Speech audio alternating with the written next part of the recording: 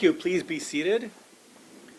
This is the matter of the State of Washington versus Edward C. Troyer Jr., Pierce County District Court, case number 1AC 002225.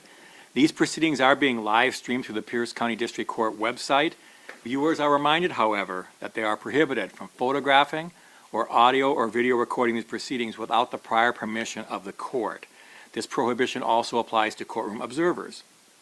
Only credentialed media, which have been granted permission from the court in advance, are permitted to photograph, audio, and or video record these proceedings as outlined in the court's November 4, 2022 media coverage order. To courtroom observers, jurors have a duty to decide this case based only on the evidence presented. To ensure both parties receive a fair trial, it is my duty to minimize the risk that jurors are influenced by external factors. For that reason, courtroom observers are prohibited from wearing clothing or accessories with political or social justice messaging.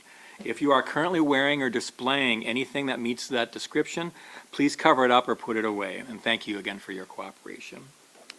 And anything from the state before cross-examination? No, Your Honor, thank you. And anything from the defense? No, thank you. All right, thank you. You would bring the jury back in, please?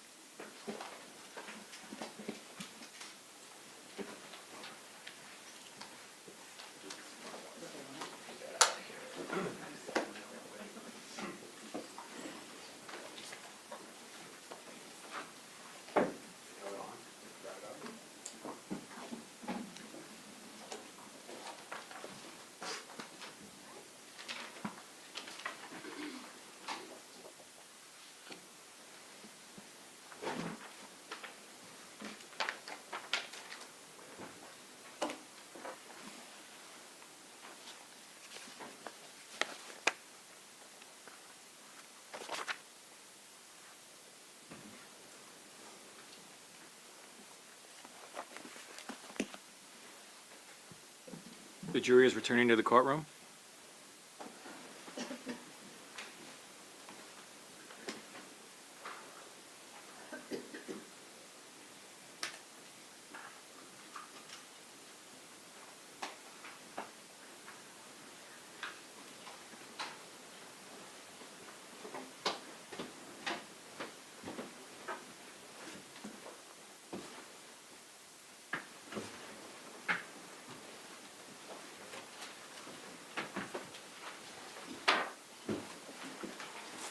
Thank you. Everyone may be seated, Thank you, Your Honor. and the witness may return to the stand.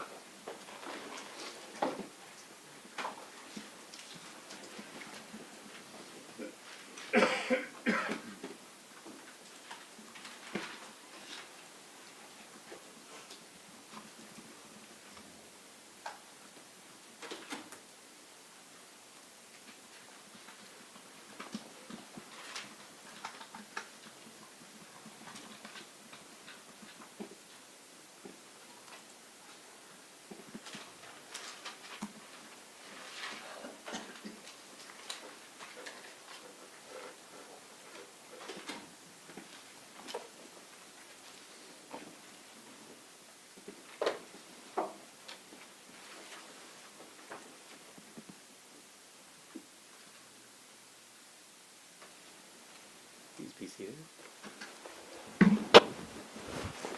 To the witness, you are still under oath. Do you understand? I understand.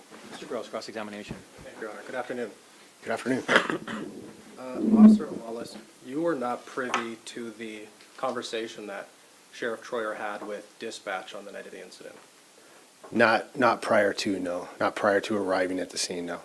or at any time that night. No, not at any time that night. And so you didn't know that that Sheriff Troyer did not call 911. No, I wasn't aware of that at the time, no. You didn't know that he had actually called the back channel dispatch officer casual line, did you? I didn't know which line that he called, but I know he called dispatch directly. You knew that night? No, after the fact, I'm sorry. Okay. So you didn't know that he requested only 1 or 2 units respond? No, I didn't know that. You didn't know that he did not request a help the officer priority call? No, I did not know that.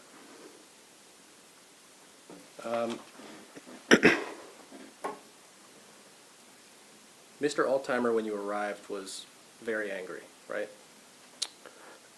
I would articulate it as angry, yes. And he was very loud, Yeah, he was. cursing at officers. I wouldn't say cursing at officers. He was very loud and sounded upset, but wasn't necessarily cursing at us like he was angry with us. I think he was angry, it sounded like he was angry with the situation. You didn't interpret that he was angry at the responding officers? I knew he was angry with what was going on, probably for being stopped, but I didn't get that he was mad at me or mad at Officer Ventura. Okay. After you and Officer Ventura contacted him, at some point you ordered him to get out of the car, right?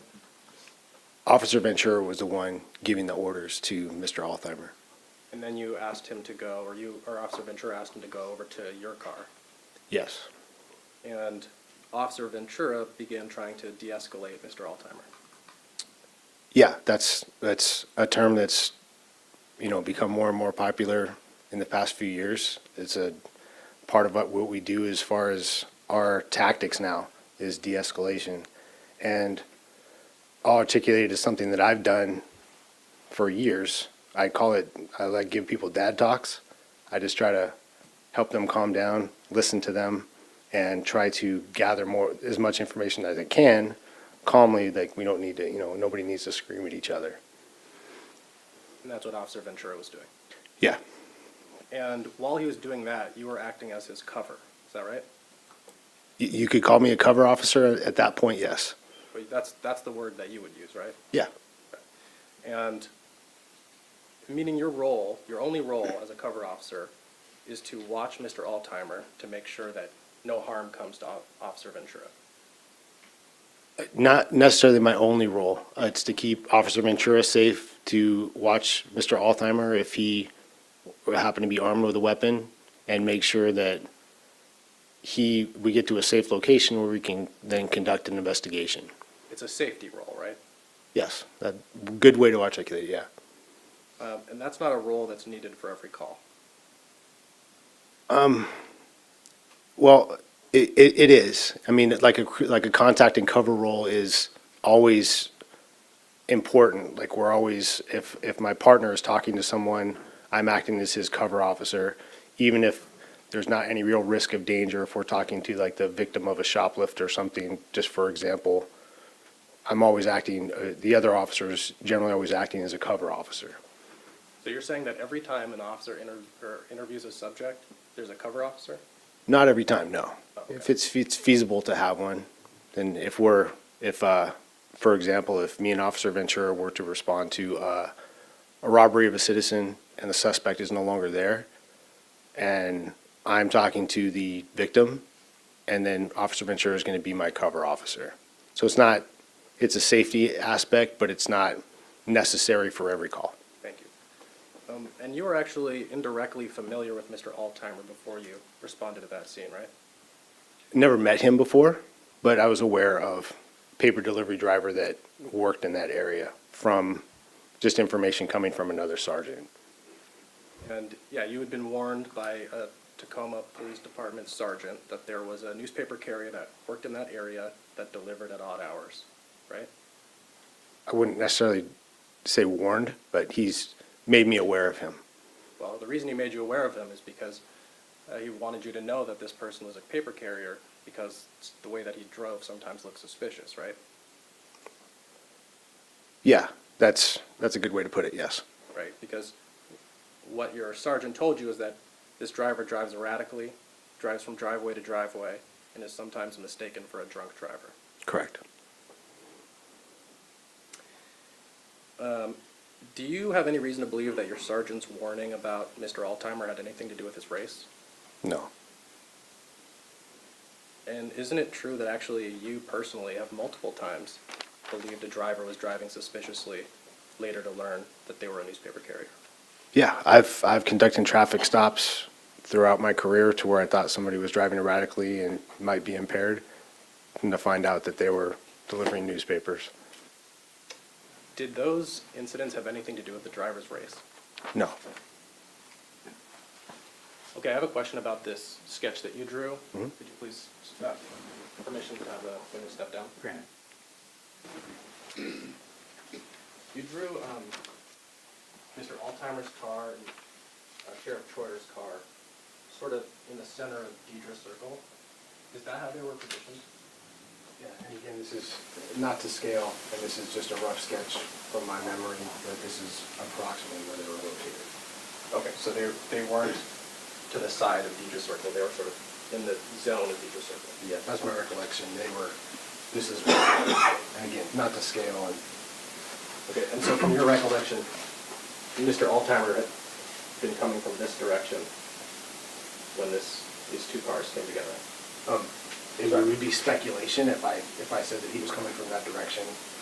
I would assume so. Okay. You can sit down.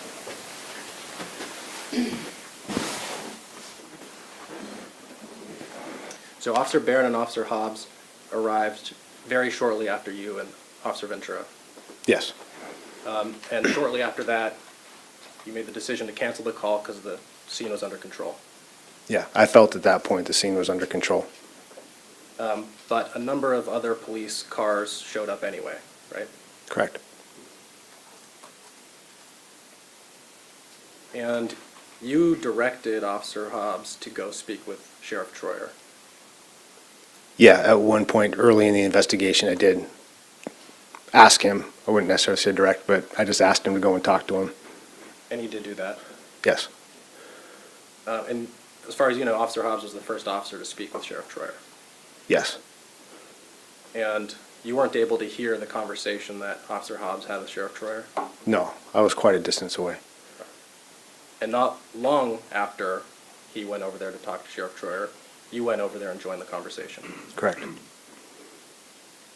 So when you got to Sheriff Troyer, you asked him something to the effect of, well, you greeted him, and you asked him something to the effect of what's going on, right? Yeah, what had happened Yeah. And then you had a short conversation? with the sheriff? Yes. I mean, I gathered the information I needed to make a decision, about whether or not there was probable cause at that point. Okay.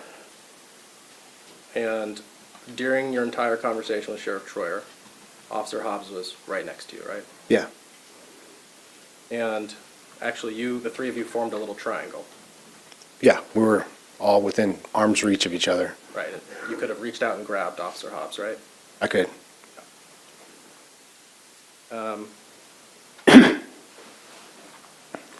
Do you recall giving a deposition in this case? I do. Yeah.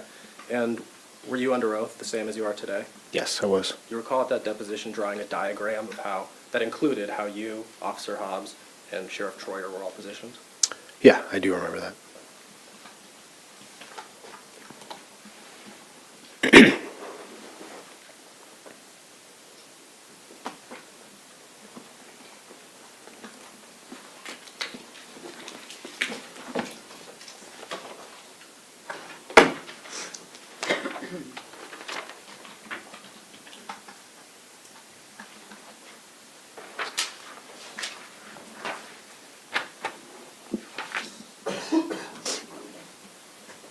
Thank you. I'm handing you what's been marked as Defendant Exhibit H. Can you please take a look at that and look up when you get a chance?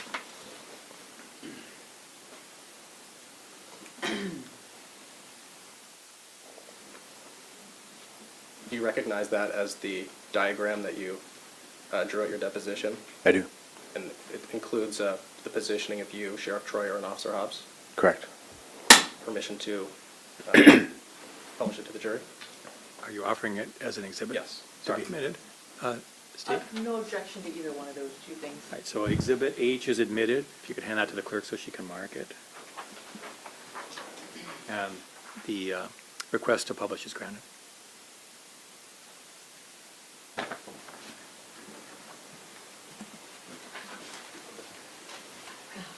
And you should be able to see it on the screen, so let me know if you see that. Okay. Thank you. Thank you.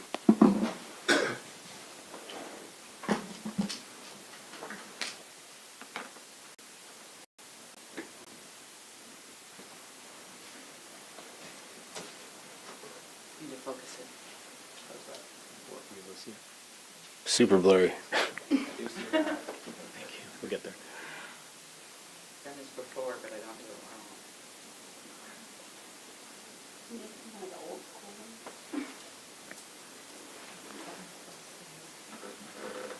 we go. Okay. Okay. Yes, I can. Officer Wallace, can you see that? I can on the screen here, yes. Okay, I'm gonna ask the witness to step down, walk over to the elbow and point to the position. So that's the device that's displaying it right now. Oh, Any okay. objection? No, Your Honor, thank you. Granted. Officer Wallace, please point out where you were standing, Sheriff Troyer was standing, and Officer Hobbs was standing. And so the jury can see it as well, Oh, sorry. if you can. Thank you. Okay, which one is you? The exit's closest to Mr. Altimer's car. So that's the one at the top of the screen that we're looking at? Which one is Sheriff Troyer? Would be the one closest to the vehicle marked with the letter T. Okay, which one is Officer Hobbs? Would be the last X. The one closest to Teacher Circle? Yes. Okay, thank you. Sit down, please. We can switch this back. Just I got it. Yeah, the red button.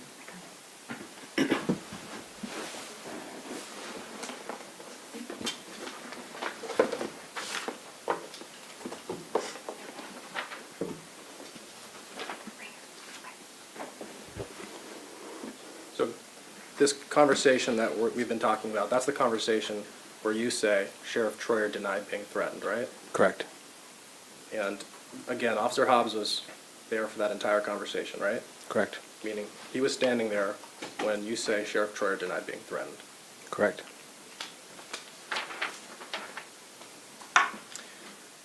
You weren't wearing your body camera during that conversation, were you? I was not. Is it true that you're trained to take notes during witness interviews? At times, yes. Okay. And you had your notepad on your person, Yes, I did. but you didn't take any notes of that conversation, did you? I did not. In fact, you didn't take any notes related to any part of the investigation at any point. That's not accurate. I did take notes later on prior to writing my police report. You did? I did. Did you provide those to the Attorney General? No, I did not. What happened to those notes? Through the course of working, we have notepads that get filled up, and we have secured recycling destruction barrels at our station.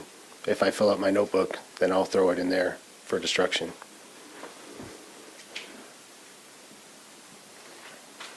All right. But you did eventually write a report in this case? I did. That was more than 24 hours after you responded to the incident? Correct. More than 24 hours after you talked to Sheriff Troyer?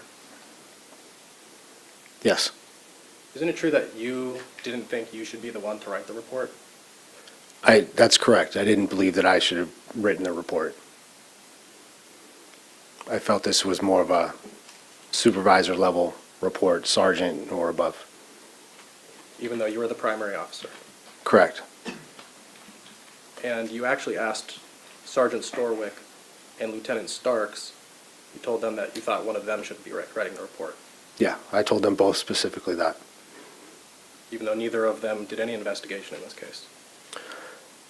Yes, that's correct. Neither of them talked to any witness. Correct. So, but that didn't work, and then the next day, or sorry, that afternoon, the afternoon of the January 27th, you got a call from Lieutenant Starks, and he told you to write the report. Correct. But you didn't write the report that afternoon. No, I did not. You didn't write the report that day. No, it was my next shift. You wrote the report the next day at 3:40 a.m. Correct. You knew you were the only Tacoma police officer who'd be writing a report. Yeah, I was the only one directed to write a report, yes. And you knew at the time that no other officer was being asked to write a report about this. Yes. And obviously at the time you wrote this report, you knew it was important. Yeah, absolutely. You knew you needed to write your report to be comprehensive Yes. and complete. Yes. And it's best practice when you're the only officer that's going to write a report about the incident to gather as much information as you can before you finish your report. Correct. And that can include watching body camera footage, Yes. speaking with the other officers who gathered information at the scene, Yes. talking to witnesses. Yes. And while you were writing a report in this case, you reviewed Officer Ventura's body camera footage. Correct. as well as Officer Hobbs Yes. and Officer Behrens. Yes. And did you include everything that was relevant from those body camera that body camera footage? What was relevant to the report, yes. But you did not include in that report the part of Officer Hobbs' body cam where he tells his partner, Officer Barron, that Sheriff Troyer told him Mr. Altimer threatened to kill him. No, that wasn't told to me. An objection mischaracterizes Officer Hobbs's statement. Okay. Do you recall what Officer Hobbs said? Stain, but ask your next question like you were going to. And ask that the prior answer be struck. I don't think he answered, did he? Did he answer? He did answer. I'm sorry? He did If not the, answer. Oh, sorry. So, if the It's a witness little- answered the question, you're to disregard that answer to the last question that was asked. Do you recall Officer Hobbs saying in his body camera to his partner, Officer Barron, that Sheriff Troyer told him Mr. Altimer threatened to kill him? No, I don't. And mischaracterizes the evidence and what is on the body camera. That's not what the body camera said. Overruled. Would it refresh your recollection if you heard the body camera? Yeah, 100%.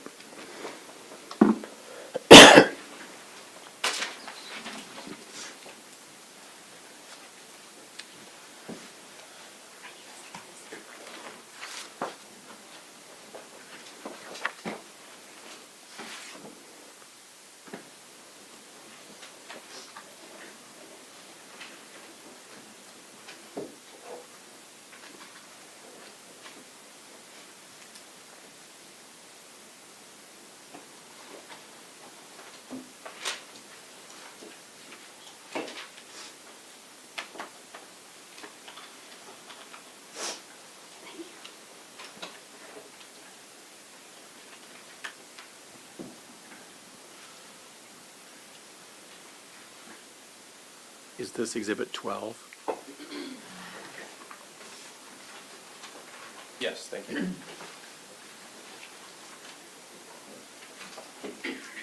So, Officer Lawless, we're going to play what's been marked and admitted as Exhibit 12. This is a portion of Officer Hobbs' body camera footage, okay? Is this a video or just audio? No, no. It's video and audio. And I just think it needs to be clear that it's an enhanced copy. Oh, right, it's an enhanced copy.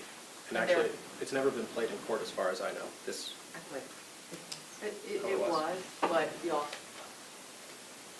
it's not what this officer listened to, so I don't have any objection to playing it. I just want to be clear that this isn't what the officer listened to because this is an enhanced. oh, okay. Well, let's play the original. Oh. What's the original Officer Hobbs? 12A? 12A has not been admitted.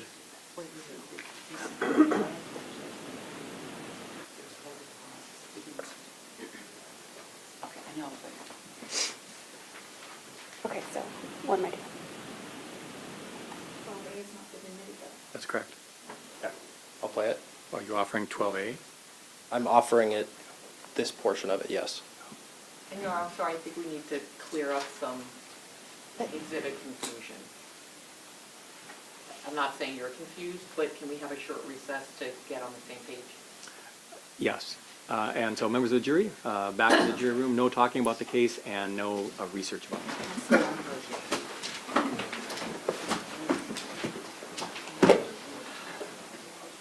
I'll get that. The original is the last one, as I understand it. Oh, okay, okay. But you can't hear anything. You can't hear anything. Okay. Here's what happened. The lawyer played, we have an enhanced and an enhanced version, and then just follow up with this, that,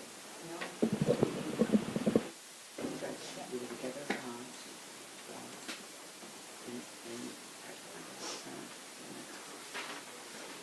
The jury has left the courtroom. You may all be seated.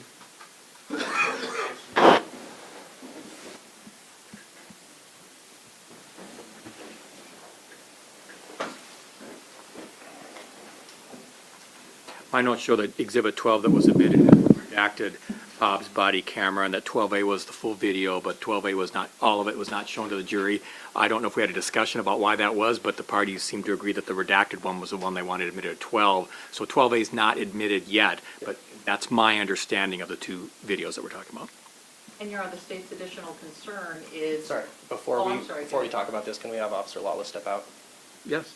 Sure.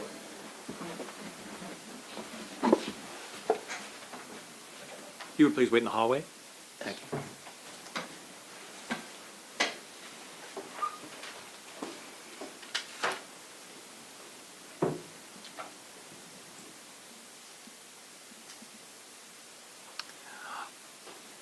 The witness has left the courtroom. Back to me. Go ahead. Your Honor, the state's concern is Officer Hobbs has never listened to the enhanced version. This is a version that was enhanced through the use of an expert by the defense. The state agreed they didn't need to call the expert, that we should all rely in court on the enhanced version. But this officer, when he prepared his report, didn't have the enhanced version. And so he shouldn't be asked about this enhanced version, because what you can hear on the unenhanced version is much less. That's why it was enhanced. Well, could I ask a question about that? So it may be what's shown in this court with this technology might be different than what could have been seen with whatever technology would be available to a police department to view these. And I don't know if that's an issue or not, but it sounds like one of the other witnesses I recall testifying that when we showed some video that there was difficulty in hearing it and that I think he had indicated that the version that he saw was easier to see, but I don't know what the technology is for that. And so I want to make sure if that's an issue, we did address it right now. I understand. The reason I was not planning on playing it, I was just going to ask Officer Lawless if he had reviewed that video and heard what Officer Hobbs say that to his partner that Sheriff Troyer said Mr. Altheimer threatened to kill him. The state objected, saying that's not what it says. So I think in order to show what it says, we'll need to play the evidence. So that is what he said. I don't disagree. The question is, what evidence do you want to play? The enhanced version of it, or the one that the officer would have seen before the report was written? I don't know if it's needed for the court to make a ruling, and maybe the court can make a ruling outside based on the state's objection, outside the presence of Officer Lawless and the jury. That's fine with me. About whether it's inaccurate what I'm saying. She's saying that's not an accurate statement of the evidence. No, my question is, which video do you want to show? I don't need to show either, as long as I can ask the question whether he's aware or whether he heard, when he was writing his report, Officer Hobbs' body cam on this point. And Your Honor, Oh, I see. Okay. 2 points to this. One, the juncture we're at now is what did you do when you were preparing to write your report?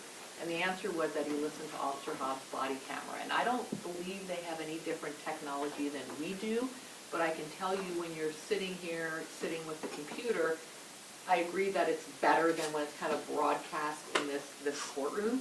But even doing it that way, what he had, that unenhanced version, and by enhanced, what they do is they take out some of the background noise and then they bring up, you're nodding like you're familiar with it, and that's not what he heard, and that's the juncture we're at right now.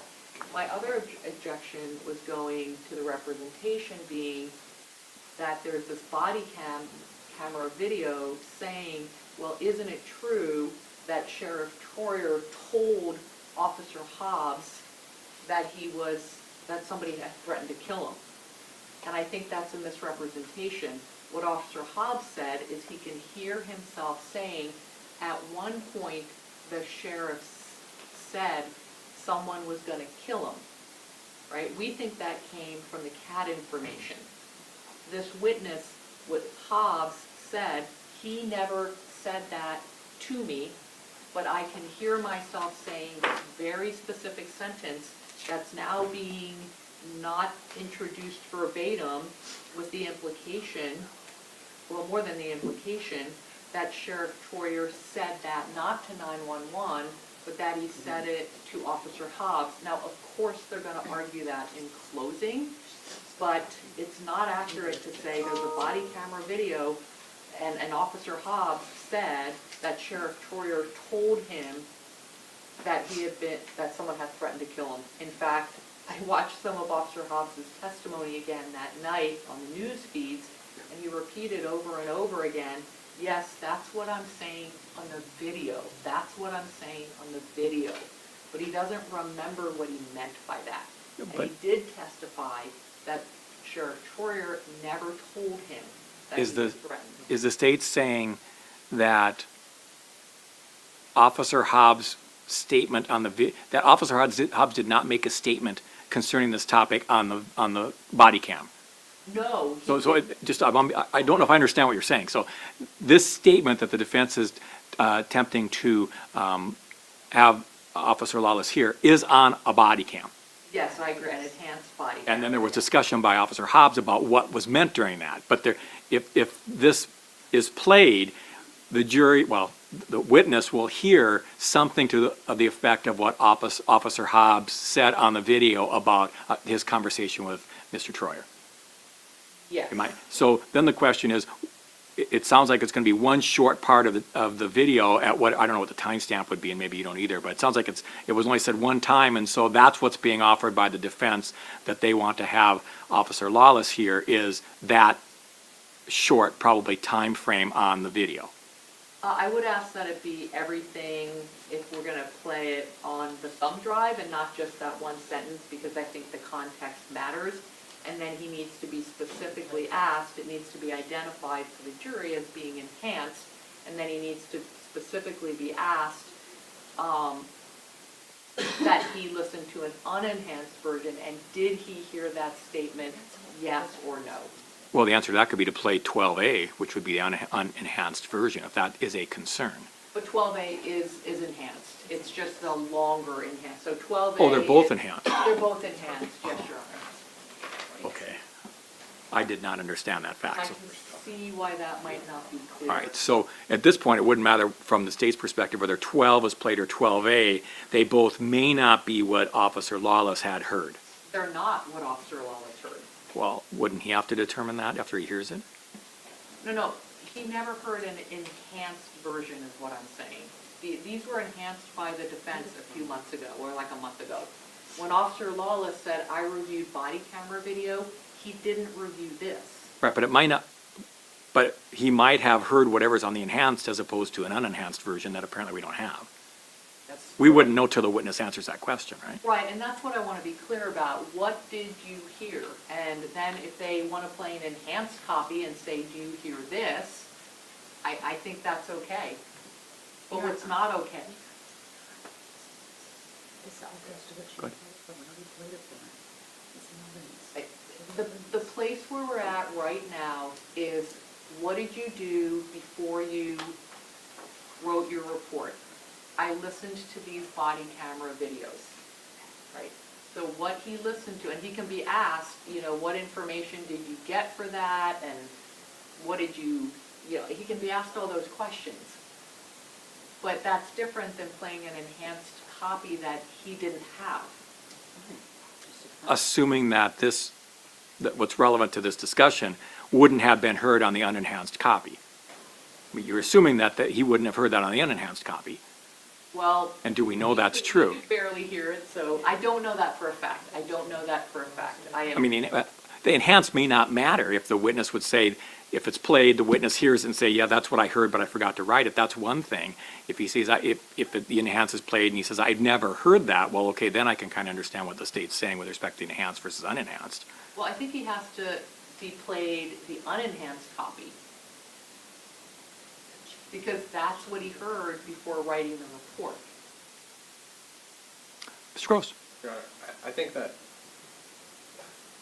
I don't quite understand this, because this is cross-examination. What I asked him is, did you hear, before you're writing a report, a portion of Officer Hobbs' body cam where he tells his partner that Sheriff Troyer said Mr. Altimer threatened to kill him? And he can answer yes or no. Yes, either he heard that or he didn't. I think he answered no. Okay, but did the court strike that? No, I objected to a different question, which is your phrasing that you're phrasing that Officer Hobbs said that Sheriff Troyer told him that he was threatened. That is not what Officer Hobbs testified to. He testified that Sheriff Troyer never told him that, but that he can hear this other statement on the enhanced body camera video, which I think is up for interpretation. Oh, I didn't pick up that nuance from the defense question. I thought it was basically trying to refresh the memory by playing the body cam. Right. That, The- maybe I I'm talking misunderstood about that. two different things. I think, well, now I realize, yes, that's Yeah, I'm true. talking about two different things. I think the defense wants to, like you would if this were a paper exhibit, just want to have him review it, and then he can say, yes, that was what I heard, or no, that wasn't what I heard. If I'm understanding, you're trying to refresh his recollection by playing maybe I don't want to put him, it's not my words, you're offering what you want to do, but when I made my notes, I thought that's what you were trying to do, is just refresh his recollection with a video. What I wanted to do is ask him if he heard that portion of Officer Hobbs' body cam, yes or no, right? But I got an objection saying that I'm making an assertion that's not a fact and evidence, but I'm just asking a question whether he heard it or not. I don't think it doesn't need to be a direct quote. I mean, that's cross-examination. Either he heard what I'm presenting as what Officer Hobbs says, or he did not hear that. No, I don't- sorry, no, I thought you, Interrupting. keep talking, I thought you were done. But the problem is that the state objected and the court sustained it, is what I recall. So now I felt like my only choice was, I need to play this thing so that he can hear it for himself, and then I was gonna ask him, did you hear that when you were reviewing Oh, I the see. report? And So- my objection, Your Honor, Go ahead. Your Honor, is for what he's trying to do, it does need to be an exact quote, not his characterization of the quote. The exact quote was, there was no gun, there was no threat. At some point, the sheriff said he was gonna kill, I'm sorry. The exact quote is, he said he's going to kill me. That's what he said. He At- said he's going to, at one point he said he's going to kill me. So Hobbs said on the video, at some point, the sheriff said, he's going to kill me. No, he said he's going to kill me, but then we asked him again, he didn't say that. So Well, what's on the video from your perspective? I'm missing something. What's on the video? I mean, what do you think the video would say? I think we agree on what the video says. He's talking to Barron, and stop me if I'm wrong, there was no gun, there was no threat. At one point, the sheriff said he was gonna kill him, but when we asked him again, he said no. He said he didn't say that. He said he didn't say that, sorry about that. And Hobbs's testimony was on scene that Sheriff Troyer did not tell him that he was ever threatened. But I can hear myself saying that on the video. They're taking those two pieces of information together and they're gonna argue in closing. I presume that what was meant there is that Hobbs must have heard Sheriff Troyer say to Hobbs or to Lawless, the guy threatened to kill me, right? And the state's gonna argue that that information, because Hobbs says, I don't know why I said that, came from the CAD. At some point, he said he was gonna kill me, and that's the information from the CAD. So they don't get to say, well, do you know that Officer Hobbs said that Sheriff Troyer told him, right? Because we don't know how Officer Hobbs got that info. And in fact, what he said is, I didn't get it from Sheriff Troyer, and I don't know where I got it from. That was my objection. Yeah, Officer Hobbs was my witness, and I don't agree with what has just been stated about his testimony. We did play the short clip enhance. That's all that Mr. Gross is trying to do. I'm not sure why we've digressed into arguments and other things here today, but I think the only question of what Mr. Gross wants to do is stated. Is that right? Nothing else that you want to do with it? I mean, in other words, they could have crossed, I don't recall a real vigorous cross on what's just been stated by counsel, of saying, well, it could have been from the CAD, it could have been this, sure, explore that if you want. But not with examining this witness and saying, do you remember the body cam? You reviewed it for your report. Do you want to listen to it? Just say, will that refresh your memory about whether you heard X? Listen to it, you can say yes or no. Is that where we are? Yes, but it needs to be the unenhanced version if that's the question, because Yeah, that's I'm what he sorry. listened to. Your Honor, this is a question to a witness. This is our defense. We're entitled to ask questions. The objection's overruled. You can proceed. The fact of it's enhanced or not goes to the weight of the testimony that the officer would give. It doesn't go to whether it should be played or not. And because the answer might be, I didn't hear it, that he doesn't even hear it on this particular version. And it's cross-examination. I think I now understand what the defense wants, and this is actually, the state's going to be able to redirect or going to be, I don't think what the state's concerned about is going to happen with respect to what the defense is asking this witness to say. It looks like it's to refresh the memory, you didn't put this information in your report, and here's a video that you claimed you reviewed, and if it's enhanced, he said, well, I didn't hear that, then that's fine. Then the jury can just be good, well, this wasn't the video I heard. Well, Thank you, Anna. it should be identified to him that this is an enhanced version. And two, I object to any characterization that there was prior testimony or any evidence, in fact, that, again, the exact words are fine with me, but it's not okay to say, of which there's no evidence, that Sheriff Troyer told Officer Hobbs that, because Officer Hobbs said he didn't. That's a separate issue. Yeah, we just disagree with that, I- and we're gonna order the transcript. I mean, just to be certain, because having these arguments, I think, I don't see the nuance of the state's concern. So you're going to be allowed to proceed. I think I understand what you're wanting to do, and the court's going to allow you to do it. So if you want to play the, well, first, if you want to re-ask, if the perception was I sustained an objection, I don't recall it that way, but I believe what you're saying. You're going to be allowed to inquire with respect to the viewing of the video and preparing the report of Officer Hobbs' video and preparing Officer Lawless's report. You're going to be allowed to say the video may say this. Do you recall that? Yes or no? And then if the answer is no, you're welcome to refresh his memory by playing the video because he did admit that he watched it. The fact of whether it may be enhanced or not, I don't know if that's an issue yet until we hear the answer from the officer. thank you, Honor. And the state did agree to actually offer 12 as an enhanced video, so it's in evidence. I'm So sorry. it's 12 you're going to play, not 12A, right? Because 12 has Right. been admitted. I don't know if I'm gonna play it, but yes. Thank you. Okay. I just want to make sure if it's played, that he knows that it's enhanced. No, yeah. You've made that crystal clear, and I think that's going to happen. That motion is granted. The witness.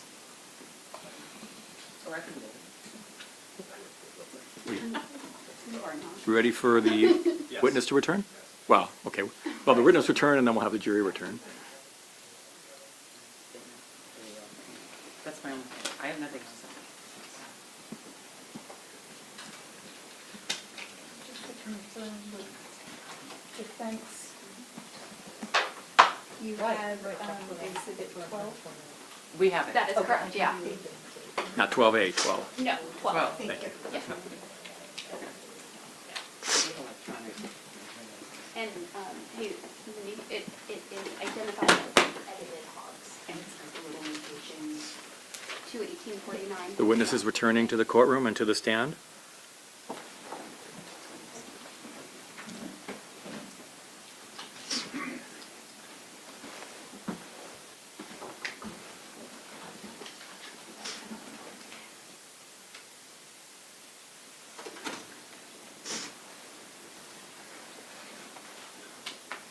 The jury is returning to the courtroom.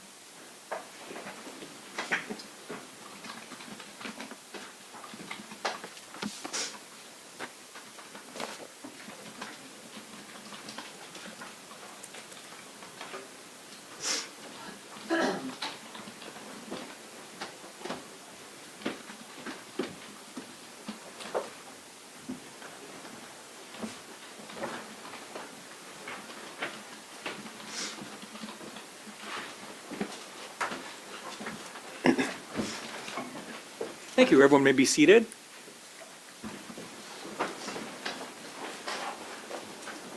Mr. Gross. Officer Lawless, when you reviewed Officer Hobbs' body camera footage, did you hear the part where he said, quote,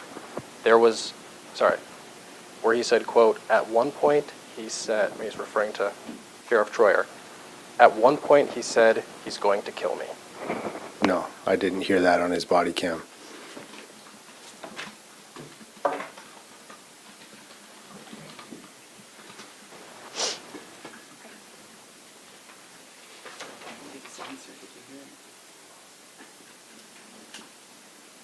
If you had heard Officer Hobbs say that to Officer Barron in his body camera footage, would that have been relevant to you?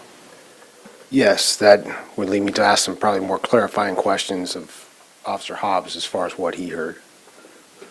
Yeah, and at the time you wrote this report, you worked with Officer Hobbs regularly. Correct. You worked out of the same substation, Yeah, we were on the same squad, so yes. and in fact, you were with Officer Hobbs at the substation before being called out to this incident. Correct. You and Officer Hobbs were friends. Yeah, You got his phone number. yes. But before writing the report, you never talked to Officer Hobbs about what Sheriff Troyer told him. No, he never articulated any information like this to me. And my question is, you didn't ask Officer Hobbs what Sheriff Troyer told him. No, I did, and he said that he didn't tell me anything along the lines of that he made any threats to kill him. Oh, so you're saying that you talked to Officer Hobbs before writing a report about what Sheriff Troyer told him? Yeah, Okay. Did you say in your deposition you never talked to Officer Hobbs before writing a report? no, I talked to Officer Hobbs. We were all at the substation after this and spoke of it. And Officer Hobbs never articulated anything to me that the sheriff had made any mention of being threatened. Permission to publish It is Officer Lawless's deposition transcript? state? To publish the entire transcript? Yes. Well, is it, No. is it marked? No. I can mark it. Well, it would need to be marked. Permission to publish it. Yeah. What exhibit number is it? Exhibit I. And you want to publish that entire thing to the jury? No. No, sorry. No, not publish it to the jury. Have it unsealed and handed to Officer Lawless. To ask specific questions based upon that? Correct. That's fine, okay. Yeah, yes, I agree. So exhibit I has been marked, and it is okay to unseal it, yes.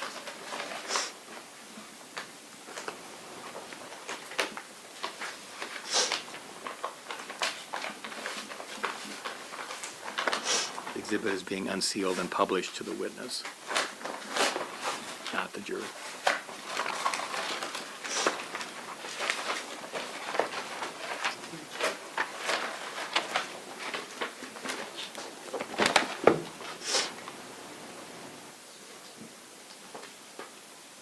And counsel, if you could identify what exhibit I is? Mr. Sorry. Gross, if you could identify what exhibit I is? Exhibit I is the certified deposition of Officer Lawless taken on October 20th, 2022. Thank you.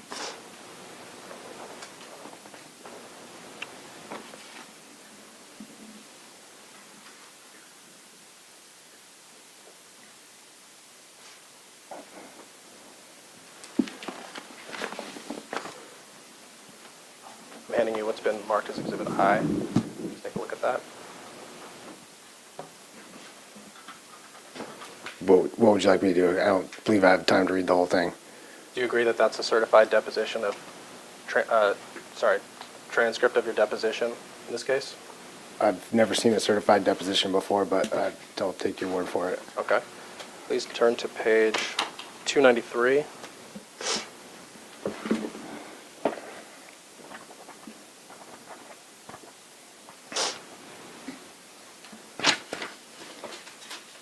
Two 9-3? What?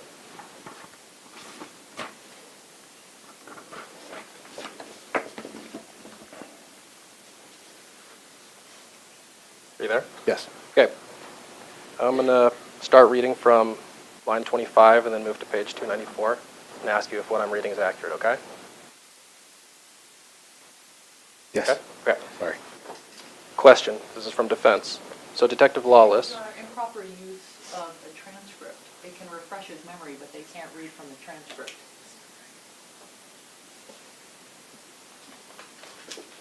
Your Honor, if I could Is there, I shouldn't assume this, but is this in line with the prior questions you just asked? And Yes. is this intended as impeachment? yes.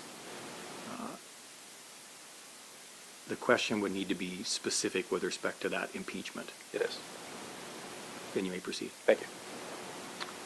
Line 25, question from defense. So Detective Lawless, you said you went, now we're on page 294. You said you went back to the substation, spoke with Officer Hobbs, and he said that it was all BS.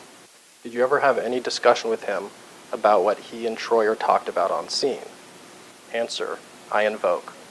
And Detective Lawless, that's you invoking your Fifth Amendment right against self-incrimination. Correct. Correct. Defense then asked the court to instruct you to answer that question, correct? Yes. Your attorney says he doesn't have any additional argument on that point, correct? Correct. Judge Jans, who was present for this deposition, then orders you to answer that question, correct? Correct. The question again is, did you ever have any discussion with Officer Hobbs about what he and Troyer talked about on scene, right? Correct. Your answer is no, not the exact questions he asked or exact responses. He just implied to me that he thought it was BS, right? Yeah, so, Sorry, I'm not done with my question. I'm sorry. He implied to me, right, Yeah. that he thought it was BS.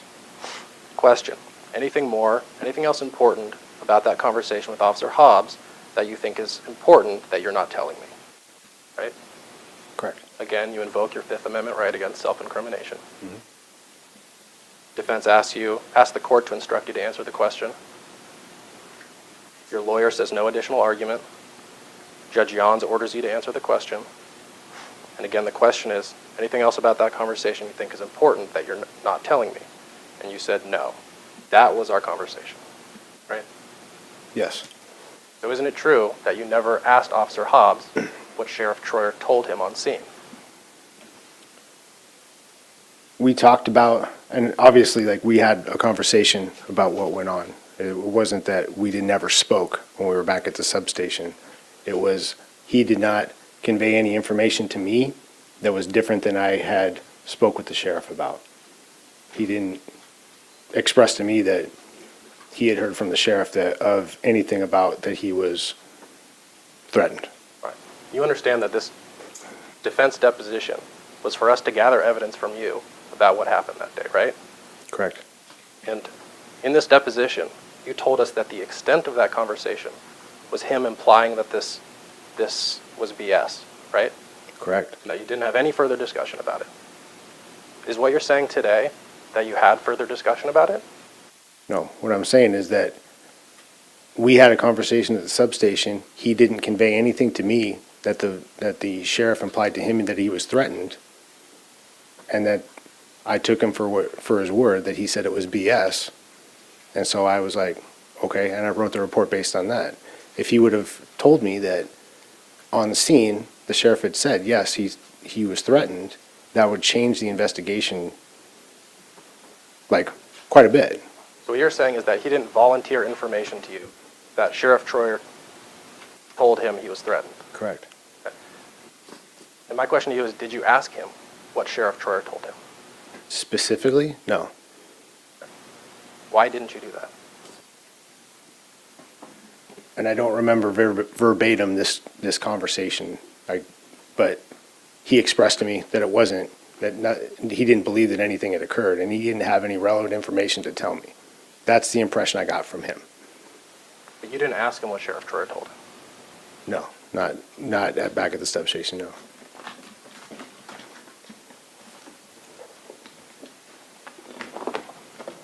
At any point before writing a report? No.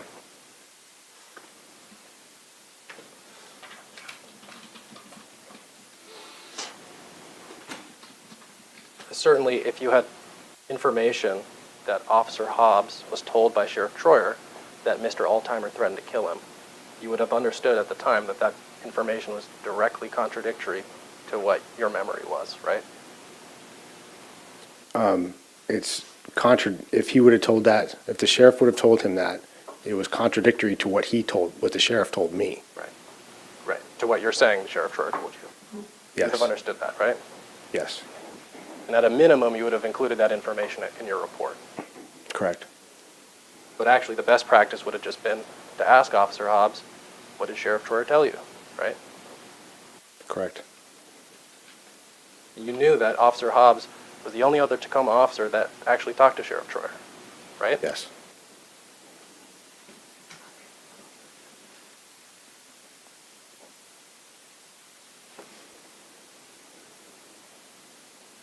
You never called Sheriff Troyer to ask him any questions before you wrote your report. No, I did not. You included essentially nothing that Sheriff Troyer told you in your report. Essentially nothing is inaccurate. Well, you included the part where you say that he denied being threatened, right? Correct.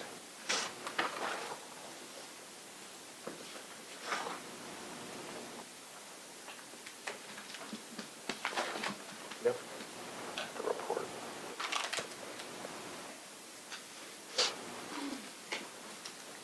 Melanie, do you know if the report's been marked? It has, it's not up with the witness, is it? No. It should be up there. I have one here, it's not marked though. It's over there. It's in the back. No. Okay. Great. I'm handing you what's been marked as a State's Exhibit 19. Take a look at what that is. It's like my police report related to this. I want you to read through that and tell me everything that you wrote in there that Sheriff Troyer told you on scene, okay?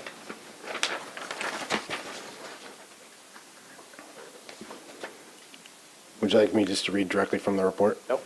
Read it silently to yourself. When you encounter something that you wrote that Sheriff Troyer told you, please say it out loud.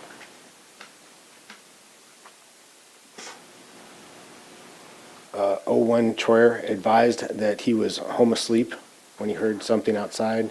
He observed O2 Alzheimer driving his vehicle in and out of driveways in the neighborhood. O1 Troyer described that he got into his personal vehicle and attempted to make contact with Alzheimer, 02 Alzheimer, and talk to him. I specifically asked O1 Troyer if O2 Alzheimer ever made any threats towards him or displayed any weapons. O1 Troyer advised that O2 Alzheimer never threatened him and did not observe O2 Alzheimer with any weapons. O1 Troyer described that when he confronted O2 Alzheimer that at the listed address, it was clear he, in quotations, wanted to fight. I informed O1 Troyer that O2 Alzheimer appeared to be a newspaper carrier and was on his regular route. O1 Troyer advised that we should let him go if that was the case. Thank you. Is it accurate that you had a 2 to 3 minute conversation with Sheriff Troyer? Yeah, that'd be accurate. That's all you included in your report. Correct. You testified earlier about an incident at Sheriff Troyer's house following this incident, right? Later on that shift, yes. Where he called in saying that Mr. Alzheimer had gone to his house and thrown a newspaper into his driveway? Correct. Did you include that in your report? No, I did not. But the incident where he threw the newspaper into his driveway, that happened before you wrote this report, right? Correct.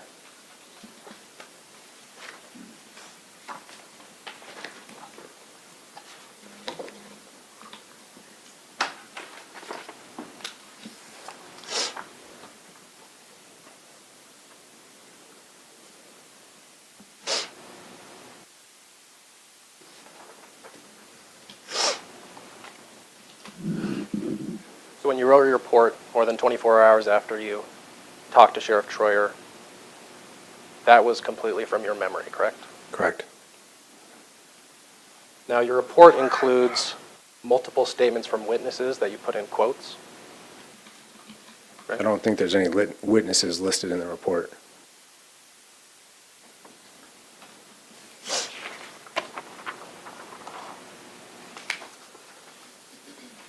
Oh, I see. You're distinguishing witnesses from suspects and subjects? Yeah, this report was written to where everybody was labeled as an other. There wasn't a suspect, there wasn't arrestee, there wasn't a victim. Everybody's listed as just others. Oh, okay, thank you. I apologize to everyone. I think I'm getting sick. I've been sniffling. You included several quotation marks from people that were on the scene, right? Yeah, And your use of quotation marks indicates a statement that you recalled verbatim when you wrote your report? Correct.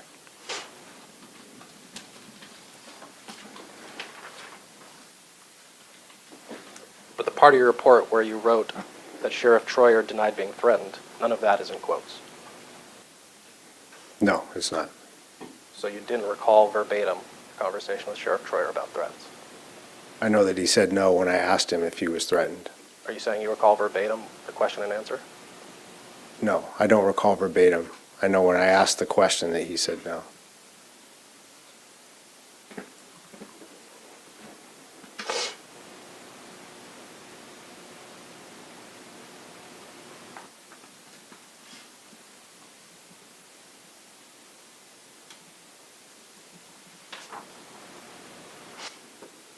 All right. You testified earlier that you knew it was important that your report is comprehensive and complete. Correct. Do you feel it was? I do. You testified today that you asked Mr. Troyer twice about whether he had been threatened, Correct. and that he twice said no, Correct.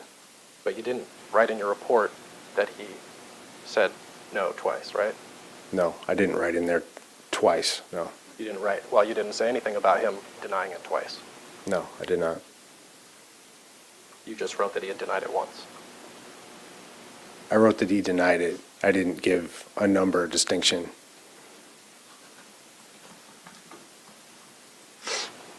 You testified earlier that you first asked him, did he threaten you? Is that what you said? Did he threaten you in any... Did he threaten you? Yes. And then the second question you asked him was, did he threaten you or was he armed with any weapons? Correct. The second I question think I is, might have wrote... I don't mean to interrupt you. I might have written in the report that did he display any weapons or something to that effect. my question is, was your second question, did he threaten you or did he display any weapons? Correct. There's an or in there, right? Did he threaten you or did he have any weapons? Yeah.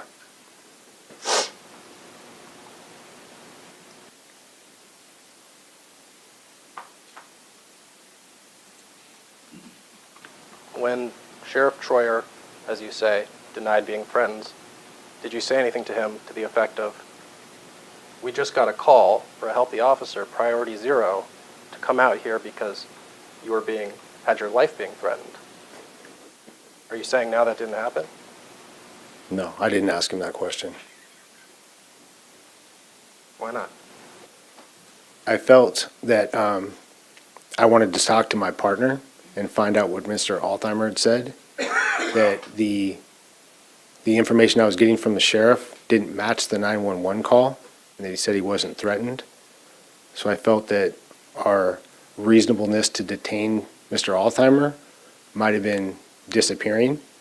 So I wanted to speak with my partner as far as like what had occurred, or what Mr. Altheimer's version of the events were. Did you know when you were responding to the scene who the reporting party was that called dispatch? Yeah, it was the sheriff. How did you know that?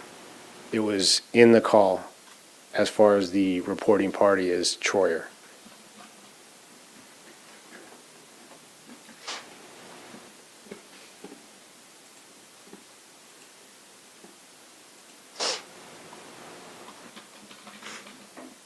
So, assuming for the moment that what you understood at the time was that Sheriff Troyer was retracting his report that Mr. Altheimer threatened him, isn't it, of course, possible that there was a miscommunication between the two of you? I asked him the question, a relatively specific question, and he said no. I asked him if he was threatened, and he said no. My question is, isn't it possible there was a miscommunication between the two of you? I didn't misunderstand him. He was very clear as far as him saying no and shaking his head to the negative that he was threatened. Okay, well, isn't it possible that he misunderstood what you were asking? That's a question for the sheriff. I can't answer that. Well, is it possible? That's a question for him. I can't answer if he misunderstood me. Do you not want to say that it's possible he misunderstood you? I get- Objection, asked and answered, and badgering. Overruled. Do you not want to say that it's possible that Sheriff Troyer misunderstood you? No, I guess it is possible that he misunderstood me. It was a chaotic scene, right? At that point? Yes. No. No?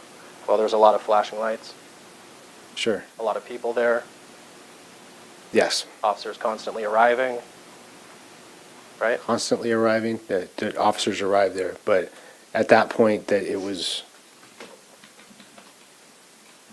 pretty much, it was under control. It was, parties were separated. Yeah, blue flashing lights for most people, maybe there's a little bit of excitement there, but that's what me and my partners do every day. So at that point, there was not nothing heightened, not really any excitement, is now we can slow down and conduct an investigation. At the time that you were talking to him, Mr. Altimer was still very worked up, right? Yeah, I wasn't listening to the entire conversation. I was quite a bit away, so I didn't hear exactly what he was saying, but I guess he was still angry. Talking loudly, I should say. Yelling things at Sheriff Troyer, actually, right? Yeah, again, I was quite a bit away, and that was more of a conversation that Officer Ventura had with him. Obviously, you don't know what Mr. Altimer said to Sheriff Troyer before you arrived. No, I don't. You don't know whether Mr. Altimer threatened to kill Sheriff Troyer. I don't know what their conversation was, no. At some point, you said to Sheriff Troyer, Mr. Altimer was a paper carrier. Correct. And Sheriff Troyer told you that if that was true, to let him go. Correct. And you did. Eventually, yes. And you didn't tell Sheriff Troyer that you'd be writing a report, right? No, I did not. You didn't give him a case number? Nope, I did not.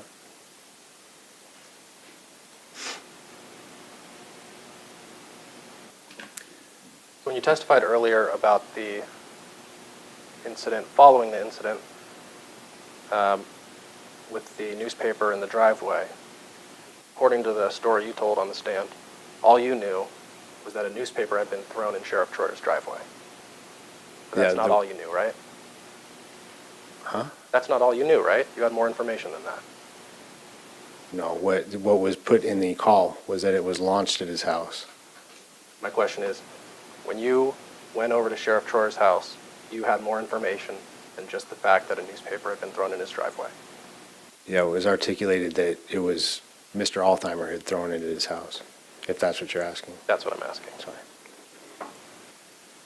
So when your sergeant told you to go check it out, right? You did?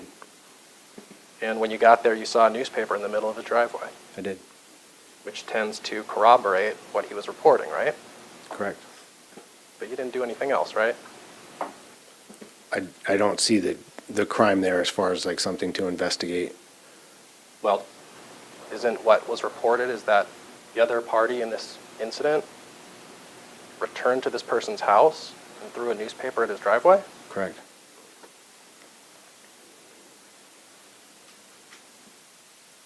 And you didn't even call Sheriff Troyer to get more information about what happened? No, I did not. And that was at the direction of Sergeant Storwick. Yeah, Sergeant Storwick. Isn't it true that after this incident, you and Sergeant Storwick laughed about it, right? Laughed about throwing the newspaper? Yes. Yeah. Sergeant Storwick is my friend, and we did laugh about it, yes. Why did you laugh about it? As I thought it was not really relevant to anything. I thought that it was a little bit ridiculous that the sheriff would again call and say this.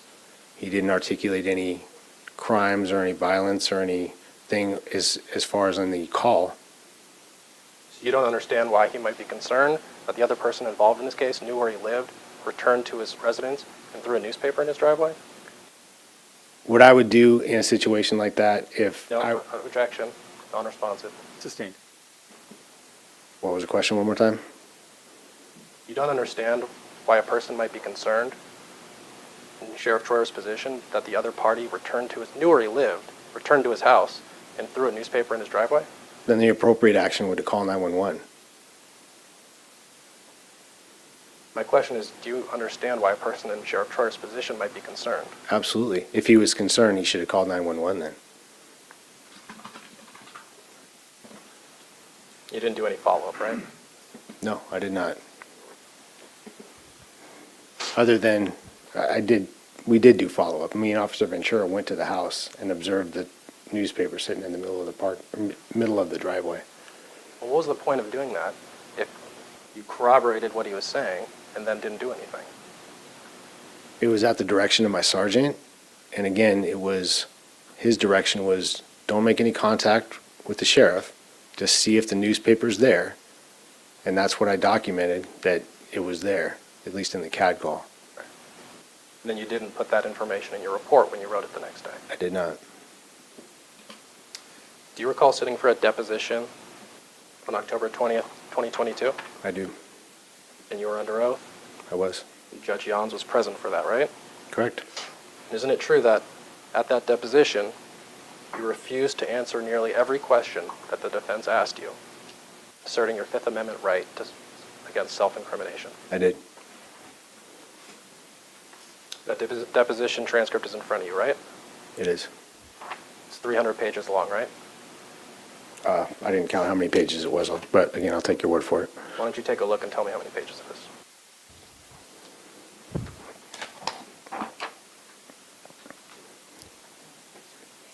Yeah, the last signature page is 303.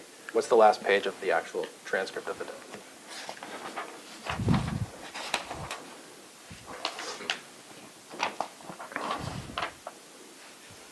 300. And isn't it true that only the final 3 pages of that deposition transcript are questions from the state? Correct. So for nearly every question the defense asked you, spanning 297 pages of deposition transcript, you attempted to avoid answering defense questions by asserting your Fifth Amendment right against self-incrimination. Yeah, at the advice of my lawyer, yes. And every single time you asserted your right, Judge Jans rejected your assertion. Correct. And ordered you to answer the question. Correct. But when the state began asking you questions at page 298, you didn't assert your Fifth Amendment right to any of their questions. No, I didn't.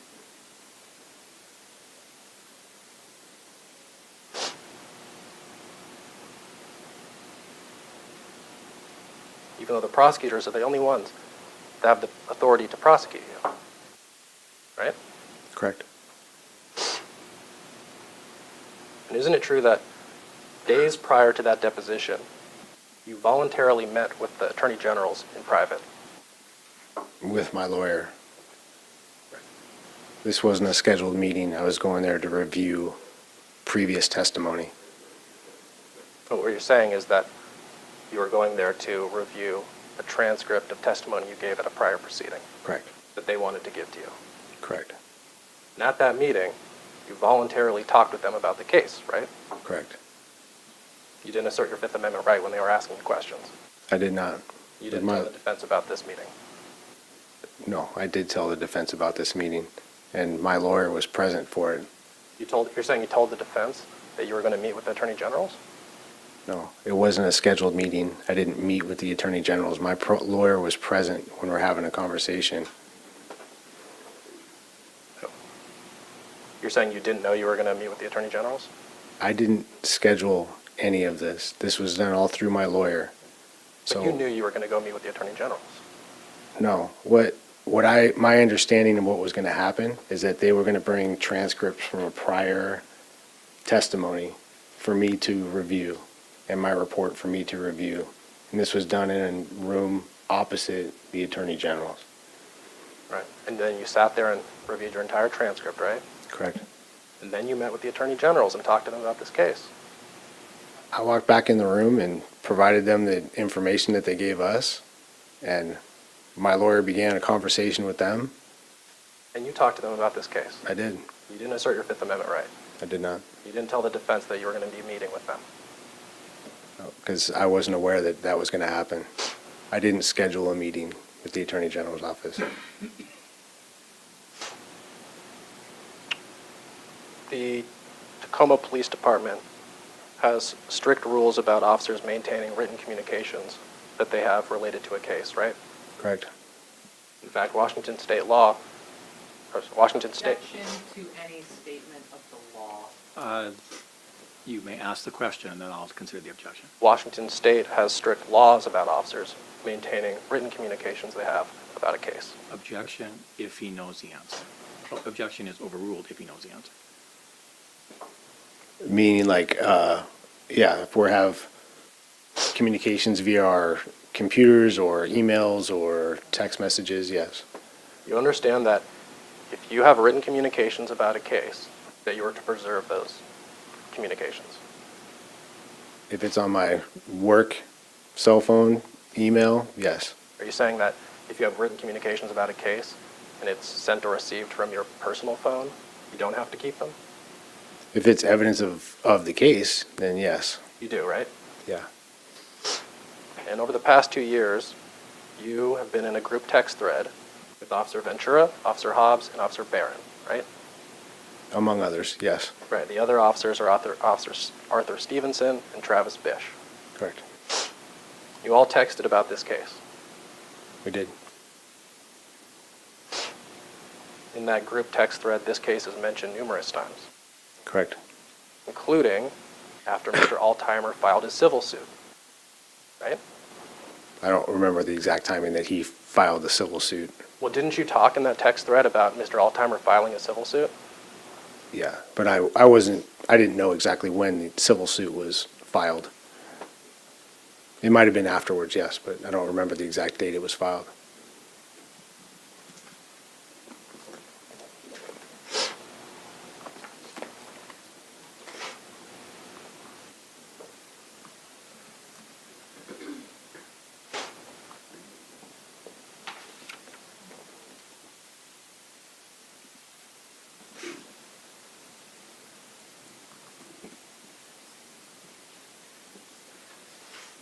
Is there a copy of the text messages that I can have to, Not at this time. okay. Have you seen them? Have you seen those text messages? Yeah, when they were sent to me, yes. Well, have you seen the ones that were produced in this case? No.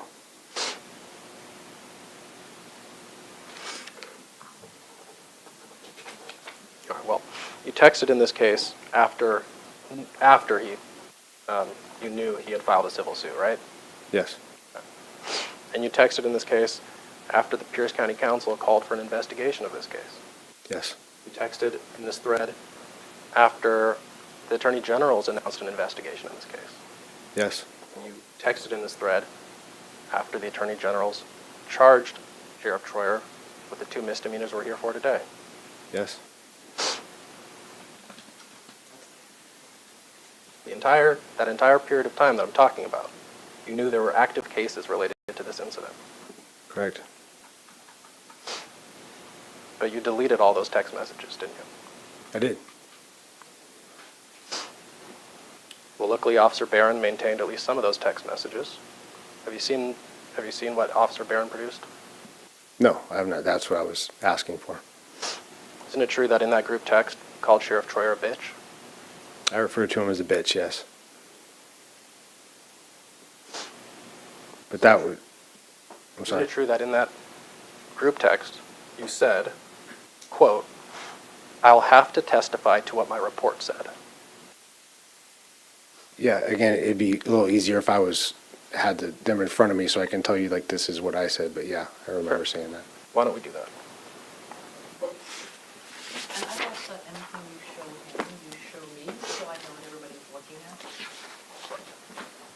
Would this be the time for the afternoon recess? Can we finish this line of questioning? 5 minutes or less, or? Yes, yes. All right, yes.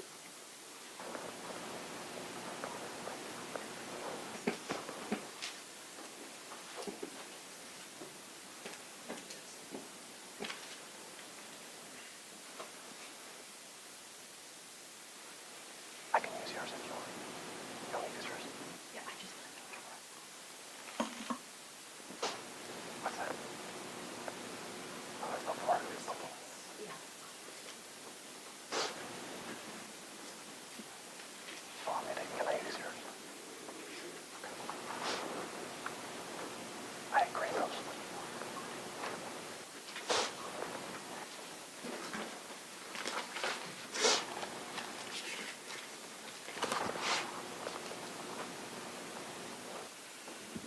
have those marked? Have these marked, please. Yeah, just as one, thank you. Want them stapled? I'm sorry? You want them stapled? Yeah. Is it okay if we mark? I was thinking that too, so they stay in date order. Stapled would be good.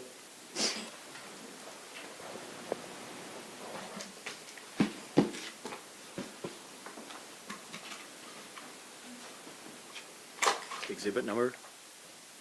J. Okay, thank you.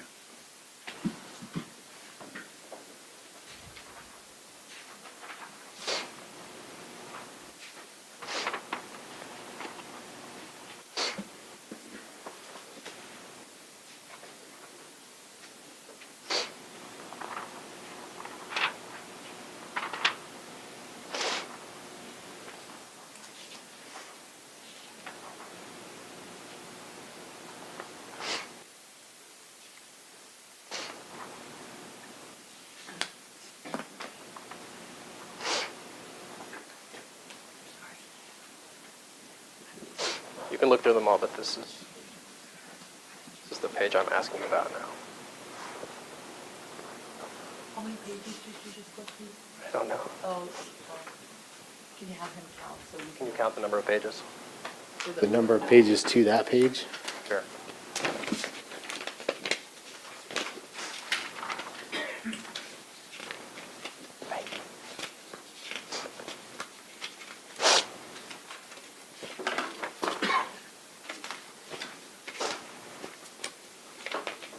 So that's 13.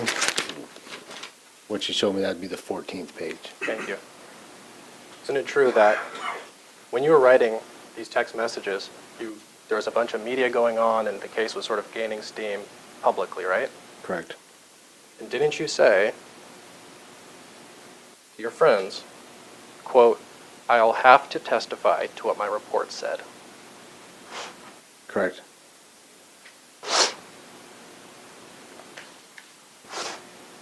Are you aware that after this incident there were many protests outside of Sheriff Troyer's house, Yes. where he lives with his family? Correct. You're aware that people gathered at all hours of the day and night, yelling all manner of things at him and his family? I do. They would write messages on his sidewalk outside of his house? I didn't hear that one, but I was aware of the protest, yes. And do you recall in that group text thread where Officer Ventura said, "Looks like another demonstration at Troyer's tonight"? And Officer Hobbs responded with 2 crying, laughing emojis, and Is then it- you responded, "Nice." Sorry, is this on the same page? Or, I don't know. I'm asking if you recall it. yeah. You I do recall that? Yeah. You recall when Officer Ventura said there was another demonstration, you said, "Nice." Yeah.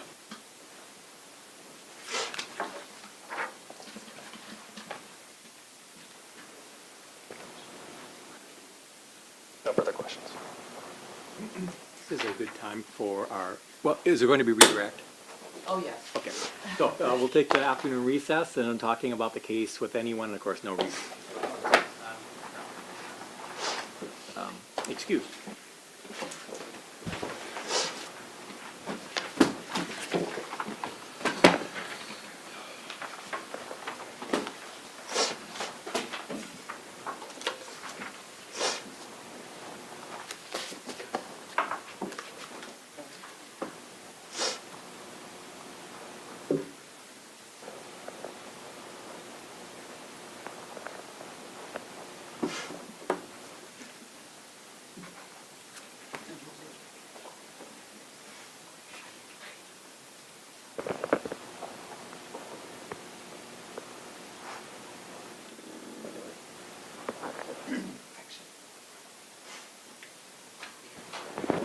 The jury has left the courtroom. Thank you. You may be seated.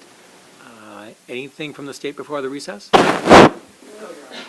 Defense? No, Your Honor. All right, so please be back in about 15 minutes. Thank you. You may step down, and the court is at recess.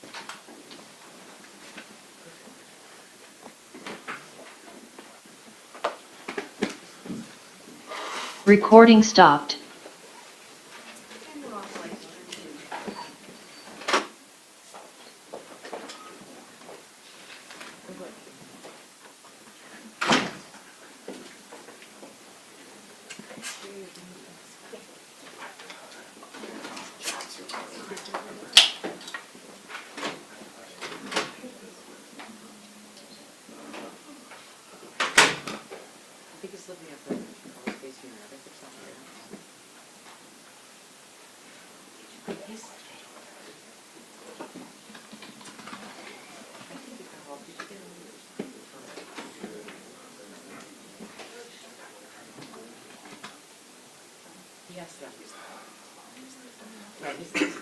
1 month into it.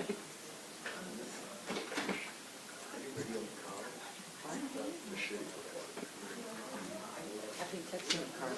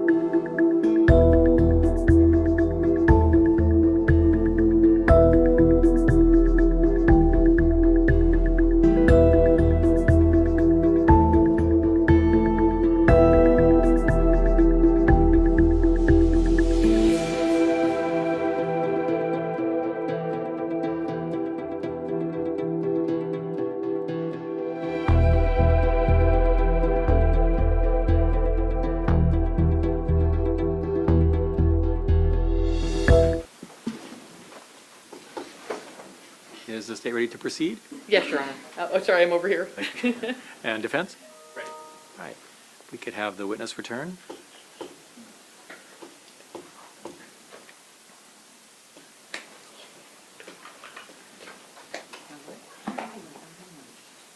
Next one.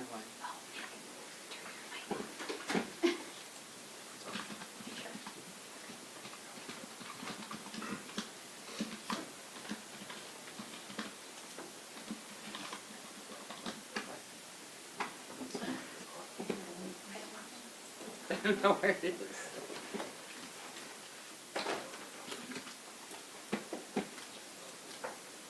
So it's not, I heard it behind me, not at our table.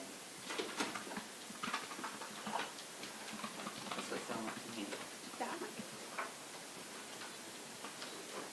The witness is returning to the witness stand.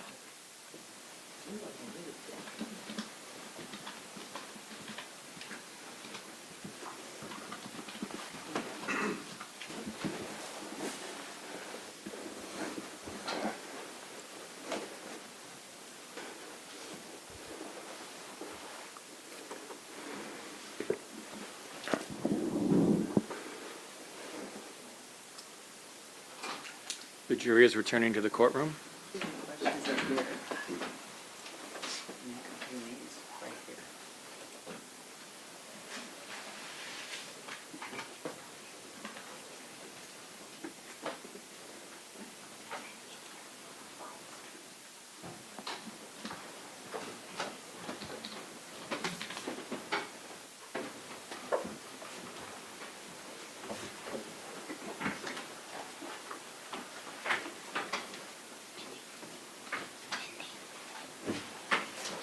Thank you. Everyone may be seated. To the witness, you are still under oath. You understand that? Yes, sir. Ms. Tratnik, Thank you, Your redirect. Detective Lawless, why did you think that someone other than you should have written this report? I felt just because of who it was involving, that this was a high-ranking elected official in Pierce County, that it was probably more appropriate for a supervisor to write the report. But I was more than happy to write it when told to do so by Lieutenant Stark, excuse me. Thank you. Now, when you went over that night to talk to Sheriff Troyer, what were you there to find out? I was under the impression we were investigating the threats. And after talking to Sheriff Troyer, did you determine whether or not there was a threat? In my conversation with the sheriff, he told me that no, there wasn't a threat. So I took that information, spoke with my partner, and then ended up releasing Mr. Altheimer. And did you communicate that information to your partner? I did. Now, there's been some discussion about these text messages. Do you still have the phone today that you had back then? I do. Okay, what kind of phone is that? The iPhone 8, And is that your personal iPhone? my personal iPhone. Why do you delete messages off your personal iPhone? Well, my phone tends to run really slow when I have a lot of text messages saved on there, a lot of emails saved on there, so I periodically erase them, so my phone doesn't run so slow. And is that something you do regularly? Yeah, I don't have necessarily a time schedule for it, but something I do often. Now, you testified on cross that you have not seen these text messages, correct? I've seen the text messages when they were sent to me, but I haven't seen them printed out, no. Okay. So you saw them at the time, but not since then, correct? Correct. Okay. I just needed to see what this is. This is Defendant's Exhibit J. I'm sorry to put you on the spot here, but I'm going to ask you, it's about 14, 15 pages, and I'm going to ask you to flip through by yourself and read these so that you know what we're talking about. Out loud or to himself? Oh, no, to himself.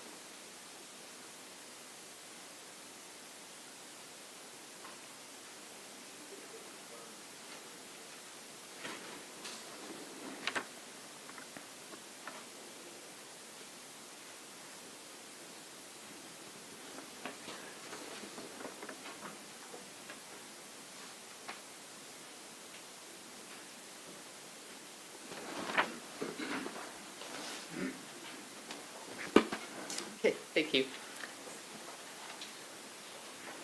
Who all, is this a group chat? It is. Okay, who all is on this group chat? By the names here, it's Officer Ventura, Officer Hobbs, Officer Barron, and Officer Stevenson, and an Officer Bish who's no longer works for. Or no, I don't know if Officer Barron. I believe Officer Barron's in this too, and Officer Bish who doesn't work for Tacoma anymore, but he was on our squad at the time. Has this sometimes been referred to as a squad chat? Yeah, you could call it that. Okay, and when do these texts begin? What's the first date you see on there?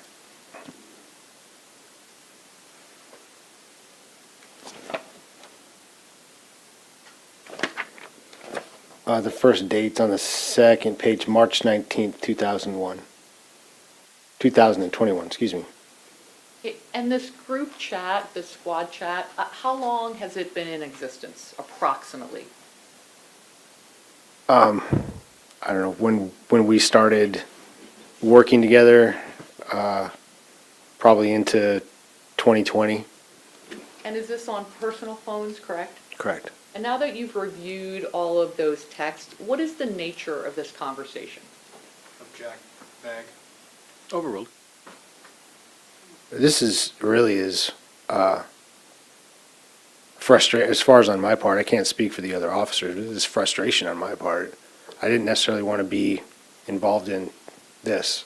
I kind of had a impression that this is what it would become, that I'd be testifying to what happened that night in some type of court proceeding. Did you at some point in those texts say, "I don't want to be famous"? I did. Why did you say that? So I don't want to be live streamed for all of Western Washington to see. All right. I want to have you turn to the page that defense counsel, I think I tabbed it for you, asked you about. Can you just read that page to yourself? That one? Yes.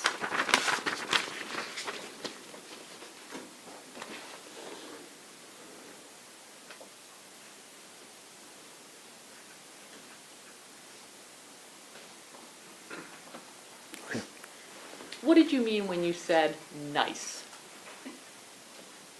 I think I was just replying to Officer Hobbs, or first of all, like my meme, if you will, and looks like another demonstration, and Hobbs laughing smiley face emojis.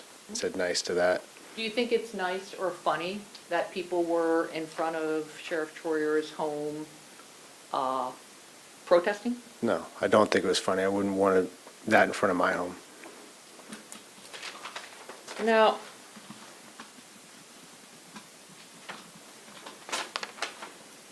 are Tacoma police officers, do they belong to a guild?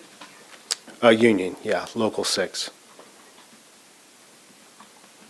And there's been reference to an attorney. How is it that you came to be represented by an attorney? Objection, relevance. Overruled. Door's been opened. It was at the advice of my union and the leaders in my union that we pay money each month, that we have attorneys on retainer for. It's most often it's for when officer involved in a shooting, but for also high profile cases too. And through your union, were you put in touch with an attorney? I was. And there's been reference to exercising your Fifth Amendment rights. Why did you exercise your constitutional Fifth Amendment rights? That was at the advice of my attorney. And why did your attorney advise you to do that? Police, like law enforcement, has become difficult in the last few years. I think it was to insulate me from any type of liability going forward with these proceedings. And also, I'm just a street cop, or I was just a street cop, detective now, but I count on people that are smarter than me to give me advice, and that in part was from the union and in part from my attorney. You know, people with a lot more experience than me that can guide me through a difficult legal process and legal proceedings that I'm unfamiliar with and that are kind of unprecedented. So I felt that it was appropriate, and I listened to my attorney. And have you been involved in other cases as a Other, police officer? oh, yes. Okay. Has this case been more, what did you say, difficult and complicated than those? Unprecedented, I would say. It's not every day that there's this much media attention, and other cases I've testified on lots of cases as far as criminal trials and homicide investigations, and it's never reaches this level as far as for me. And did you follow your attorney's counsel to invoke your Fifth Amendment rights? I did. Now, which party, the state or the defense, was the first to want to question you about this event? It was the Attorney General's office. And how extensive was the questioning about this event when we questioned you? I would have to say it's probably equally intensive or extensive, as the defense deposition. And were all of the state's questions about this event? Yes. And did the defense subsequently seek to interview you about this event as well? Yes. Okay, now what's still in front of you is Defense Exhibit I.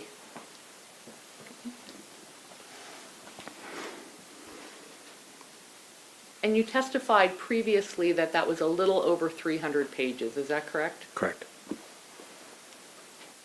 And who was doing the interview during that deposition? I don't remember the attorney's name, but it was the defense, representative of the defense.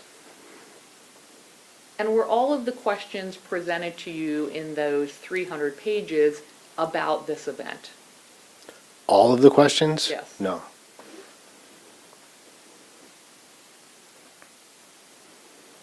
During both of those sets of interviews, meaning first by the state and then by the defense, did you invoke your Fifth Amendment rights as your attorney advised you to? I did. And did you exercise that right for each individual question pertaining to this event? I did. And why did you do it for each question? Again, at the advice of my attorney, for each question that was asked, I need to say that I invoked, and originally it was a longer statement that I'd have to say that it actually had to be written down for me so I would remember it, but then it was shortened to just I invoke for each question. And in both of those sets of interviews, was there a judge present to rule on your invocation? Yes, there was. And in both sets of interviews, what did the judge find about your invocation? I don't remember the exact verbiage of the judge's findings, but each time the judge ordered me to answer the question. And each and every time, did you answer each and every question? I did.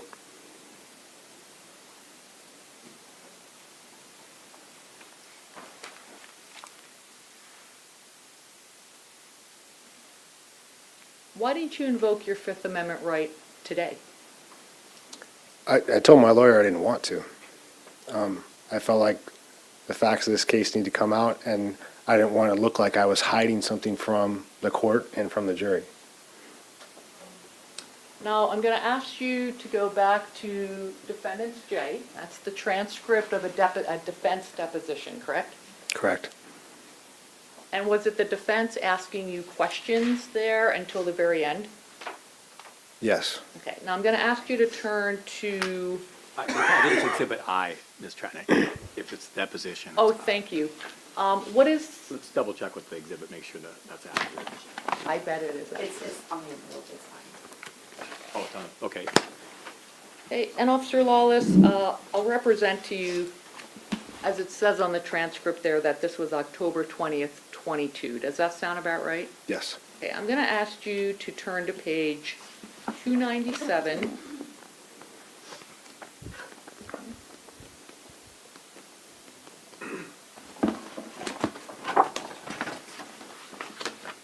And I asked you if the state asked you any questions at that deposition, is that correct?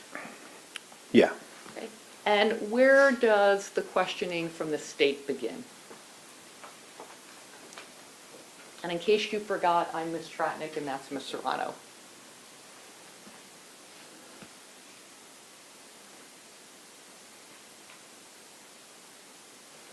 Is it the end of page 297 with Miss Serrano saying, just, Correct. sorry. Yep. Okay, no worries. That's where it's at. So starting at 297 and going to the end of this deposition, which I'll represent is page 300, please read those pages to yourself. Take your time and then just look up when you're done.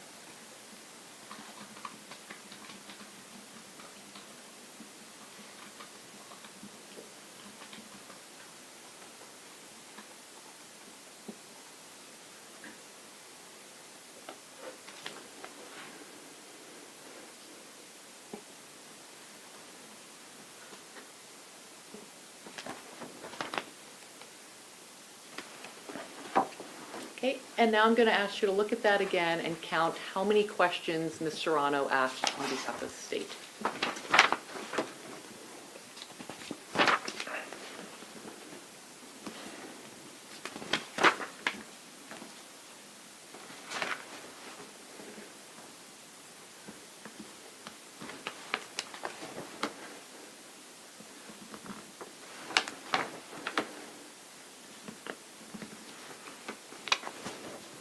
Okay.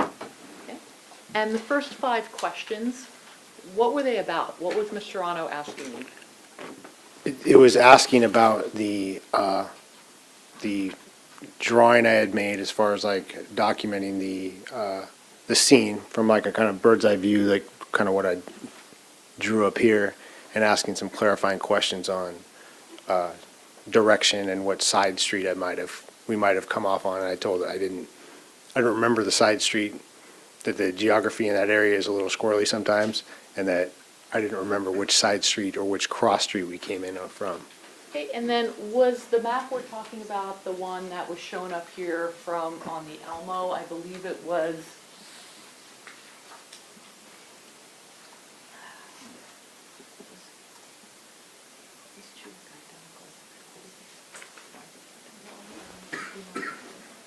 Oh, it was Defendant's Exhibit C that you saw up here on the Elmo. Yeah, Did that come from the deposition? yes, it did. And then, what? I'm sorry, there's different stickers on here. Did defense put yellow stickers? Yes. Oh, Okay, so what we're going with is the blue ones for the court. I'm handing you Defendant's Exhibit H, which I should have shown. Is that the one you were shown in court today? Yes. Okay, and is that the one from the deposition that Ms. Serrano asked you to clarify some things on? Correct. And then the remaining 8 questions that the state asked you that day, what was that about? It was in part asking questions about whether there was any neighbors that were nearby or any neighbors that were in earshot as far as what happened. And I had said I didn't recall any neighbors or anybody being around other than police officers. Was the question about the neighbors the only substantive question pertaining to this event? Yes. And was there also a discussion in these last 8 questions about the meeting between you and the Attorney General's office? Yes. And at that meeting, you testified previously, you were given a transcript of a prior proceeding, correct? Correct. Okay, and where did you and your attorney review that? It was at our police station, and in our police station, we have community meeting areas, rooms that are across the hallway from each other. We were provided the transcripts in one room and took the transcripts into the other room to review them in private, me and my attorney. Okay, and where were Ms. Serrano and I? You were in the opposing room behind, and we were both behind closed doors.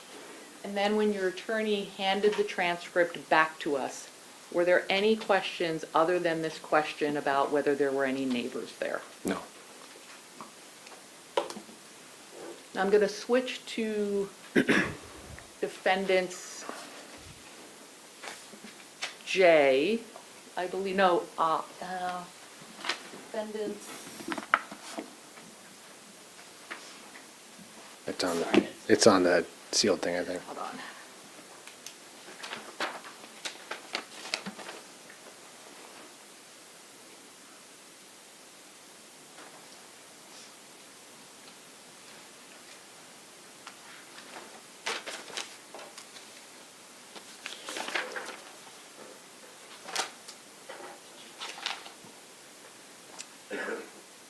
Defendant's Exhibit I is still up there, correct? The big fat If transcript this, there? yeah, I Okay. think the sticker is on the The envelope, correct? envelope it was sealed in. Now, the defense had asked you about a statement on page 293 and 294 of that. Can I get you to review the bottom of 293 and 294 again?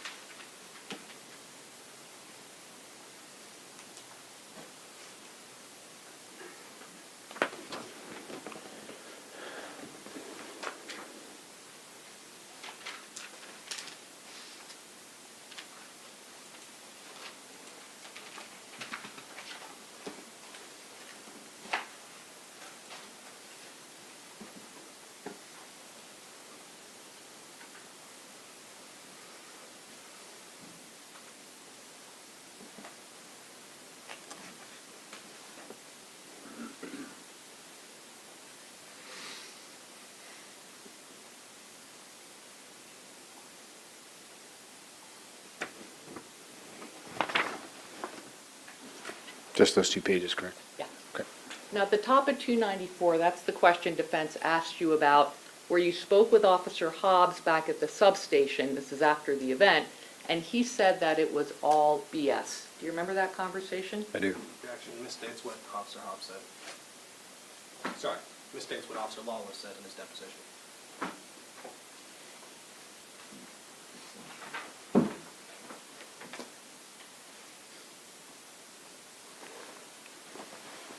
I withdraw my objection.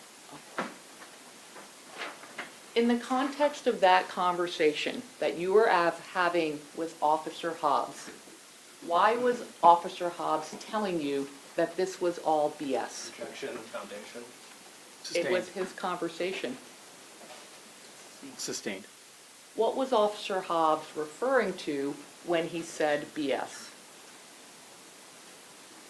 I was under the impression he's saying that this was all, I don't want to say the words BS, bullshit, I guess. And what is the this? That this situation was he didn't have any substantive information to provide me that that was relevant to the case or relevant to my report. Was this a reference to what had happened that night at the scene? Correct. And then why was it BS? Objection, sorry, foundation. Sustained.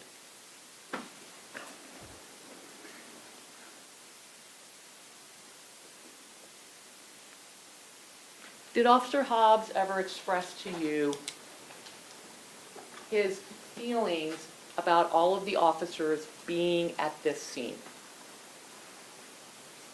His feelings about the officers being at the scene, I'm not sure I understand the question. About the officers responding to Sheriff Troyer's call for help? It's what he articulated to me and what he described to me was that he thought it was BS. That's all I have. Thank you. Recross.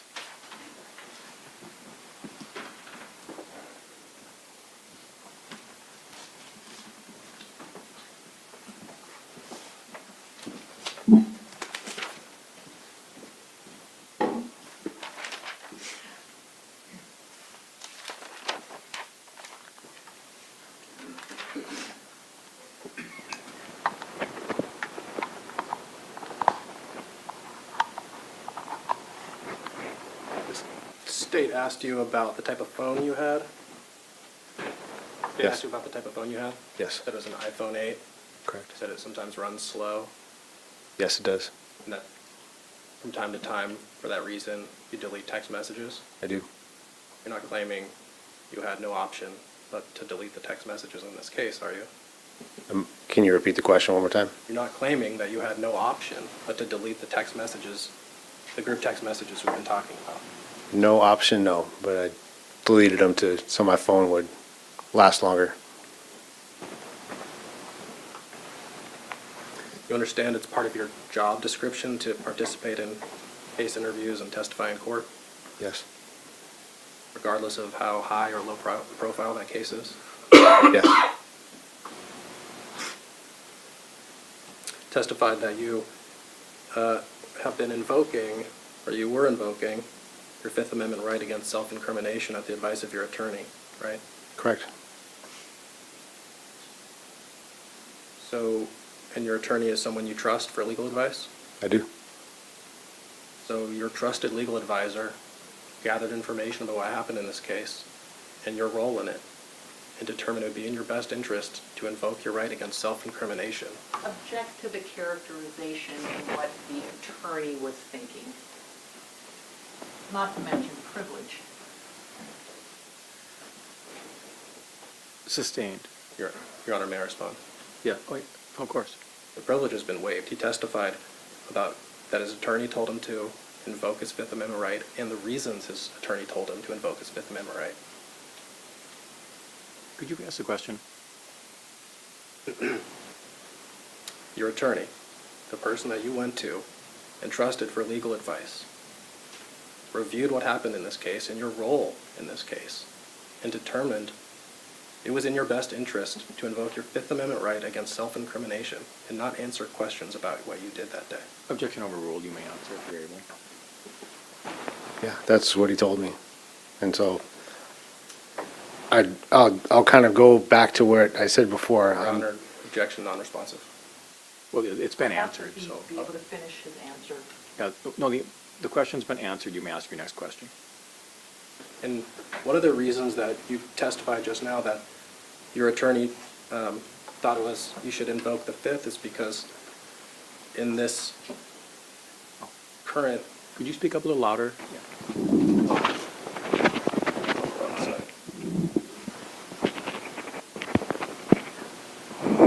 Is that better? Yes. Then yes, so thank you. Thank you. You testified that one of the reasons that your attorney advised you to invoke the Fifth Amendment was because in this current political climate, law enforcement officers are being prosecuted for political reasons. Isn't that right? Political reasons? Yes. I think they're being actually charged with crimes Well, in some instances. What does that have to do with today's political climate? if it's interpreted that I committed a crime based on my actions at a scene, not saying this scene because that didn't happen, but if I respond to a scene and there's some question as far as like my tactics or what I did may be criminal, then I have the right not to incriminate myself. So you're saying that your attorney's, what your testimony earlier was not that your attorney's basis for advising you to invoke the Fifth was related to some political reasons, it was related to what you did. Correct. It's my actions at the scene, yeah.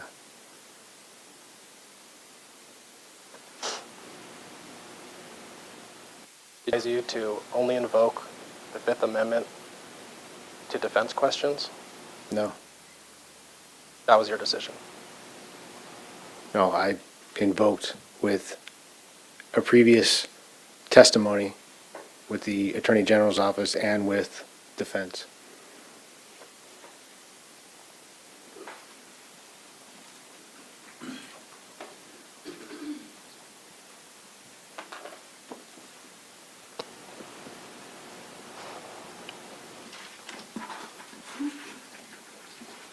The proceeding where the state questioned you and you invoked your Fifth Amendment right, that was in July of 2021, right? Correct.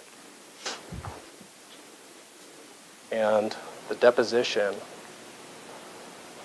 that you sat for defense was in October of 2022, right? Correct. So more than a year had passed, right? And in between those two things, you or your attorney got in contact with the state. They told you they wanted to give you your deposition transcript, or the transcript of your prior proceeding, so that you could review it prior to your deposition with the defense, right? Correct. And you went to that meeting and talked to the state about what happened in this case without invoking your Fifth, right? No, I didn't. You didn't invoke your Fifth. No, I was there to review review my previous testimony, and then, no, I didn't, and to the questions that they asked, I didn't invoke when they asked after we reviewed them. But then at the deposition, a few days later, you didn't invoke you invoked to nearly all defense questions, but no questions from the state, right? Yeah, but there was questions that the defense asked me that I did not invoke. Right. So you made a mental calculation about what questions you should and should not invoke, right? Yeah. One of the questions that you invoked to was whether the report you wrote was complete and accurate, right? Yeah. So you did a mental calculation and thought maybe your answer to that question could subject you to criminal liability? I think you could ask that about every single question that was asked of me. You just said it wasn't every single question. Yeah. The questions that defense asked me that I didn't feel I needed to invoke to involved personal questions about me and my family. Did you invoke to the defense question, do you have any examples of what you didn't like about the Seattle Police Department? I don't remember if I invoked or not. I could look through here in Page 14, please. 14.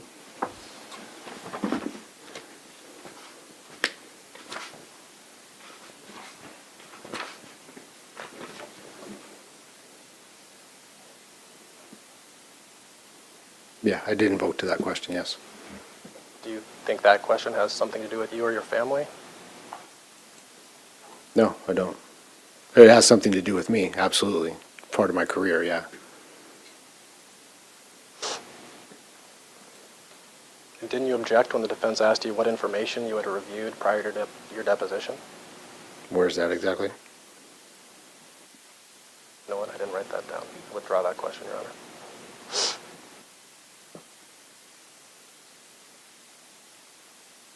But you didn't invoke to every question the defense asked you. No, I didn't. Didn't you invoke when the defense asked you about what Sheriff Troyer said about threats on scene? Correct. You invoked your Fifth Amendment right against self-incrimination when we asked you what Sheriff Troyer told you about threats on scene. Yes.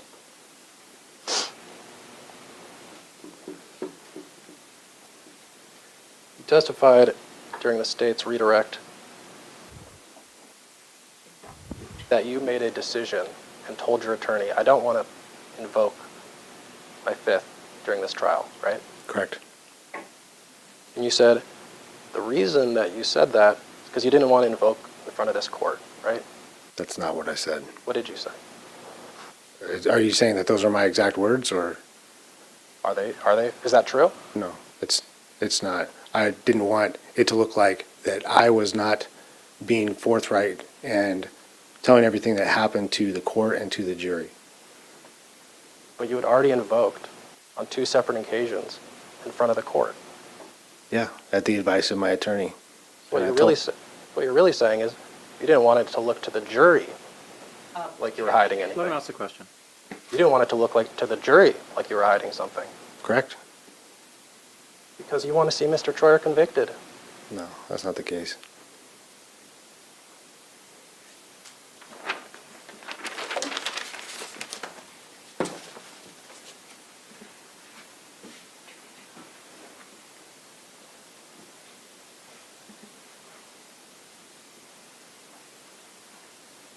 No further questions.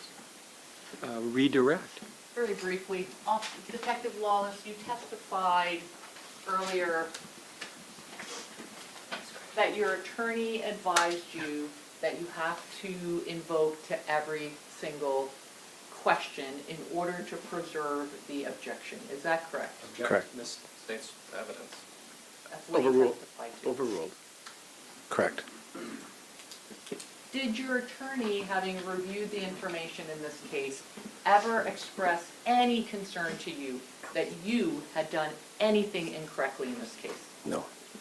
And other than the one question we talked about during the handoff of the transcript about whether or not there were any neighbors around, did you treat your invocations in the state interview the same as your invocations in the defense interviews? Objection leading. Sustained. Did you invoke during the state interviews the same as you invoked during the defense interviews? Objection leading. Sustained. You testified before that you invoked during the state interviews, correct? I did. Did you invoke to every question about this event? I did. And you also testified that you were then subsequently interviewed by the defendant, correct? Correct. And did you there as well invoke to the questions involving this event? Yes. Is there any difference there? No. Objection leading. Sustained. Move to strike. Granted. The jury's to disregard that last answer. That's all we have. Recross? Nothing for the defense. Thank you. You may step down. Sure.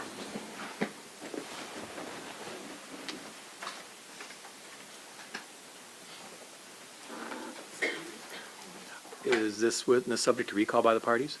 No, Your Honor. Defense? Maybe.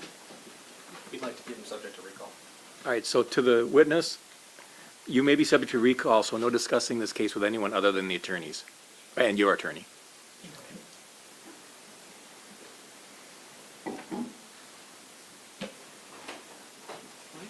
State's next witness. State rest, Your Honor. Your Honor, we'll have a motion pursuant to State versus Salinas. We do have a witness, we have a couple witnesses ready, and the first of which is very brief, so we'd like to be able to call her at this time, if that's all right with the court. Marilyn Guzman. Well, do you want them, I'm confused. Do you want a motion to be heard? I said I'd like to make the motion, and I'm sorry, reserve it, so we don't have to send the jury out. So we're not waiving a motion to dismiss under Salinas. But I'm asking if we can call a witness now, before we break.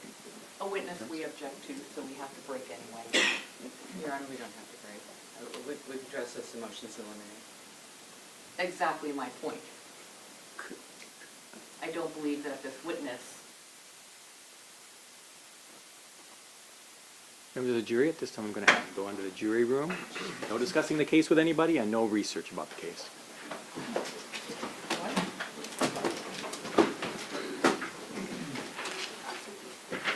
what I was trying to get her on. We take so much time away from the jurors.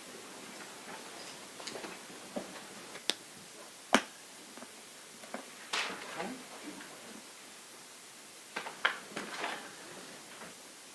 Now,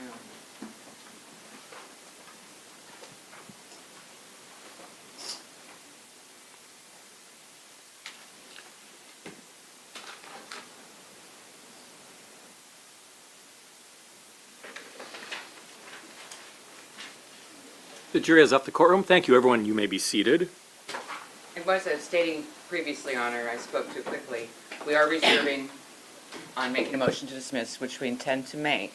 We're not waiving it. I just was hoping to get to this witness before the end of the day. She's been here yesterday, too? No, she's expecting to testify today. Okay, expecting to testify yesterday, and we wanted to have her. Since 3. She's been here since 3. So we're ready to proceed. We did address this motion to eliminate. These are a series of witnesses we have. She's one of these. That's one of the neighbors. What's her name? Marilyn Guzman, and actually Mr. Gross is going to handle her as a witness, so here's her 2 things here, and can address any issues here, but I would, in my view, I mean, to send the jury out every time you have protracted arguments like this, when we've already argued and had orders in limine from the court, where the court considered, and also could we not stand when I'm standing? Do we have the same housekeeping? I'm sorry, just interrupting, things like that. And also I'm objecting to speaking objections as well. But getting back to what I was going to say, why we can't just have the witness come in, she's not excluded as a witness, and then deal with it on an objection by objection basis when the court's already considered all of this would be our preference. Because otherwise we have these lengthy periods of time where the jurors are sitting back in the jury room where it really isn't necessary because this was not an excluded witness. And then I'll let Mr. Gross address any arguments that are made here, Your Honor, as to the admissibility of her testimony. Mr. Gross. What, you want me to do it? No.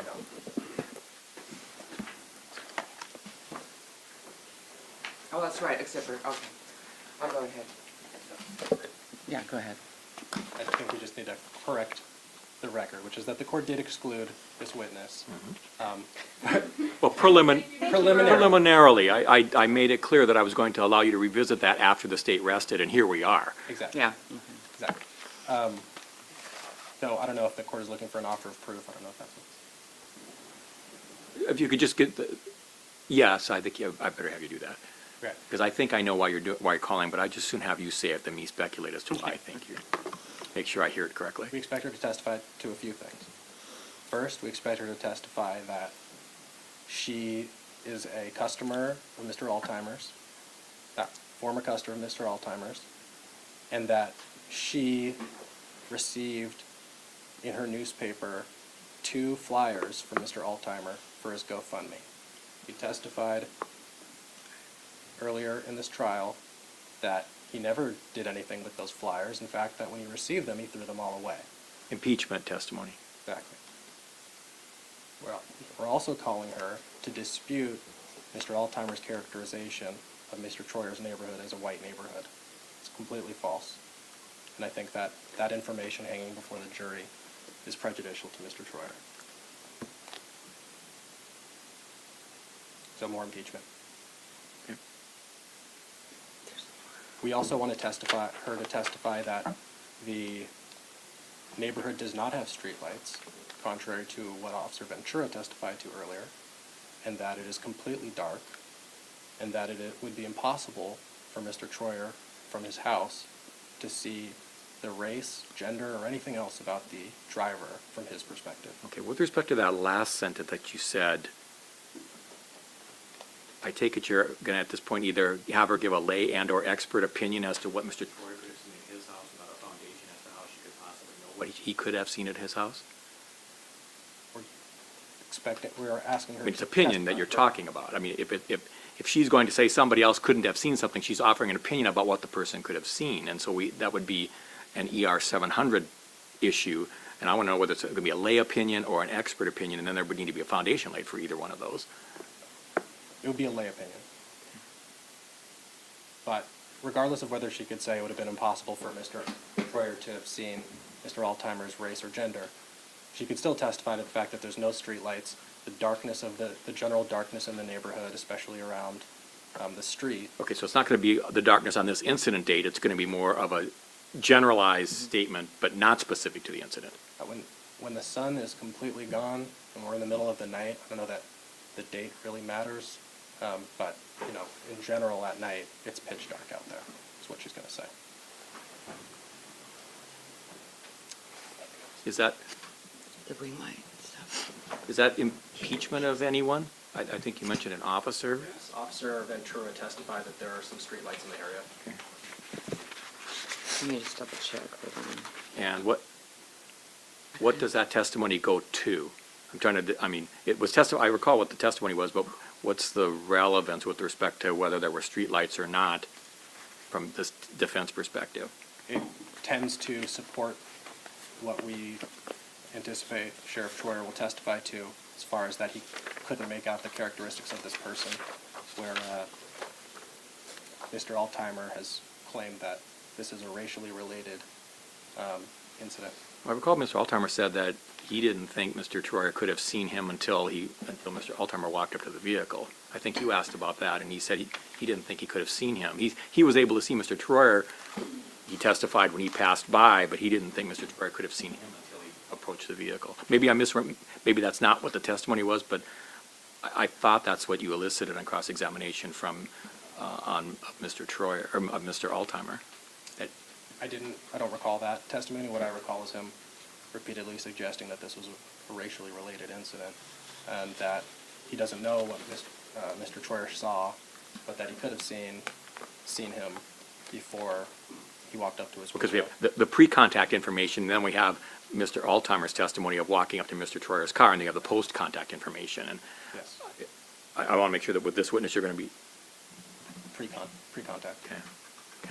And regardless of if it impeaches Mr. Altheimer, the fact that Officer Ventura has said that there are a few streetlights in the area could lead a jury to think that Mr. Altheimer's claim that this was racially related, that he could have seen it. So it's not necessarily, it doesn't have to be impeachment evidence. Substantive primary evidence to show that the darkness in the area. Concerning general darkness, not specific date darkness. Correct. Anything else on the offer of proof?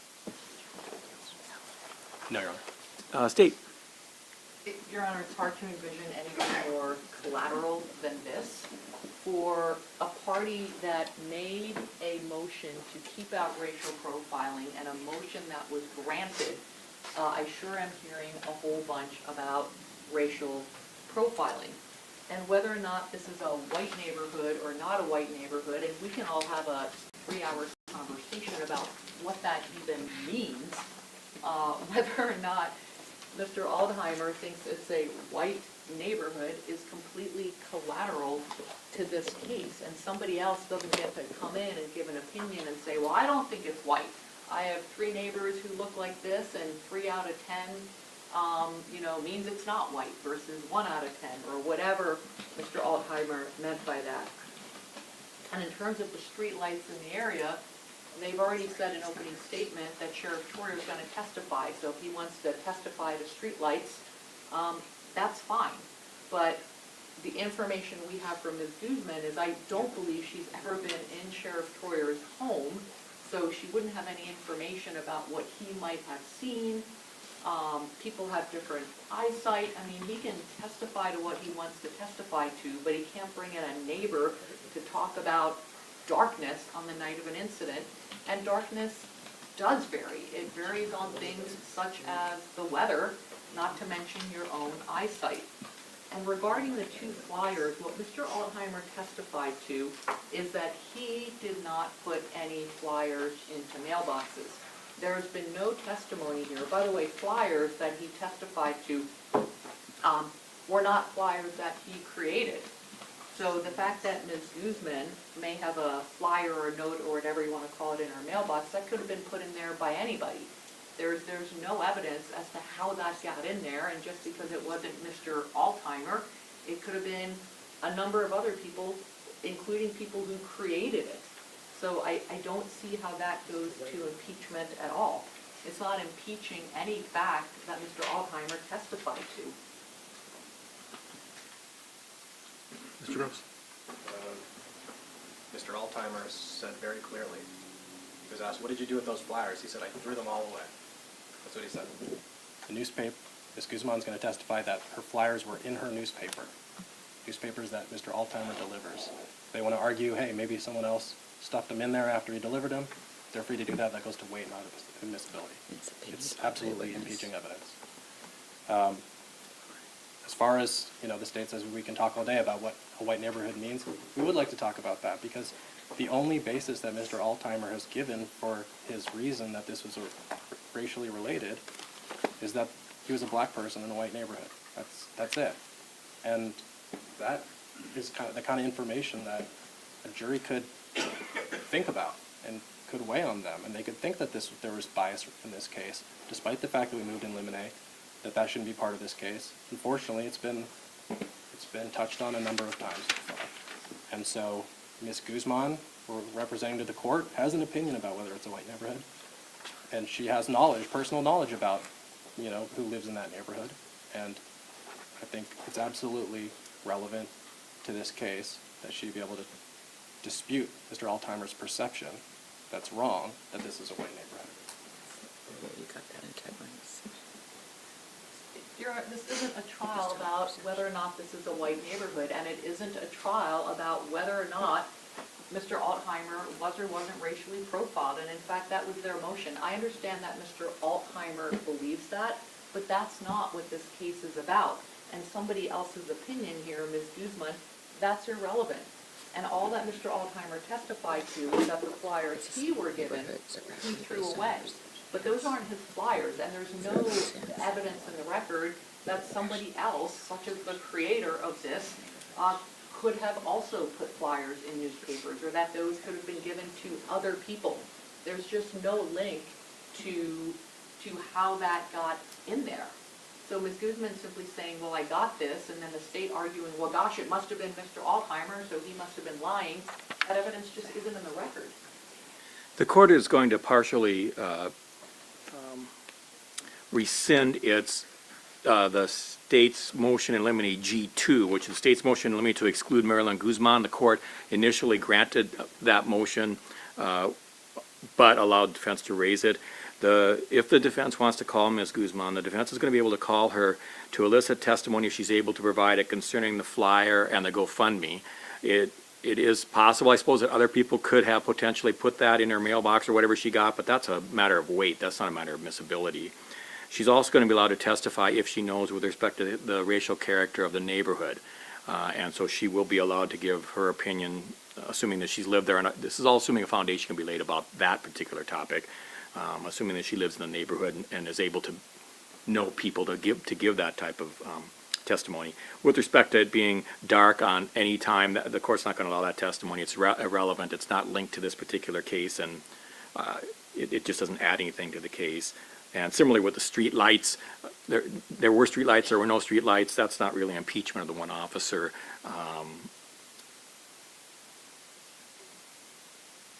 Actually, I take that back. That would be, I do recall his testimony. So she will be allowed to testify about three things. The flyers, whether her opinion about the neighborhood, since Mr.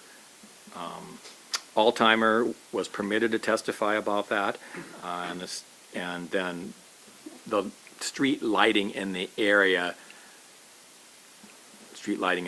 but not about the general darkness or not darkness. And so, sure, if there's no street lights, that's the end of it. That doesn't mean the defense wouldn't be precluded, or the defense is not precluded from arguing and closing about the conclusions that you may make if her testimonies believe that there are no street lights, and you'd be able to say that it would be dark, but I'm not going to allow her to testify about what the weather might have been like generally. That's just the state. I agree with the state on that one. So, any questions about what the court is permitting here? And state? I don't believe so. Thank you, Your Honor. And the defense wanted to, if I understand correctly, the defense also wanted to make a halftime motion to dismiss, as it called, and wants to reserve that. Does the state have any objection to that? I'd like it to be addressed today, but I don't have any objection to doing it after the witness's testimony. That's fine, Your Honor. Well, okay. We'll see. I'm not going to limit. I haven't limited the state, and I'm not going to limit the defense as to how long they want to Right. have witnesses testify, and I'm certainly not going to limit the state in how long they want to cross-examine. So if we have time today, of course I'd want to go ahead and handle it, but if not, we can do it in the morning. And I understand the witness problem, and it's not unusual for a court to allow witnesses to somewhat be called out of order based upon their circumstances, and I want to try to accommodate that if possible. So, That makes sense. No, we would ask that the witness testify today. all right, so let's, May I just have a moment to go advise Ms. Guzman about what the court just ruled as far as not testifying about darkness? She can't testify about streetlights. yes. That's a good idea. And we could bring the jury back. It's going to take them a minute. Yeah, let's go ahead and bring, you go ahead, it's fine for you to speak, Mr. Grossman, with the witness, but go ahead and we can bring the jury back. It's going to take a few minutes to do that.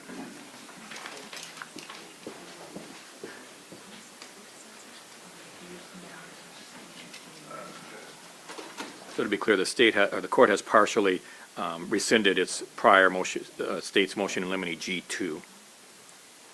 Okay.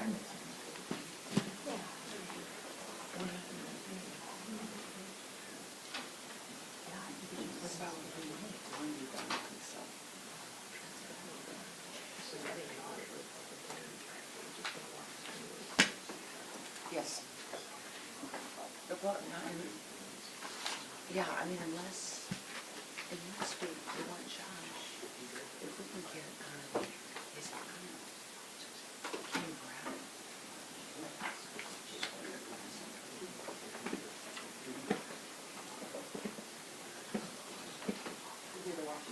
The jury is returning to the courtroom.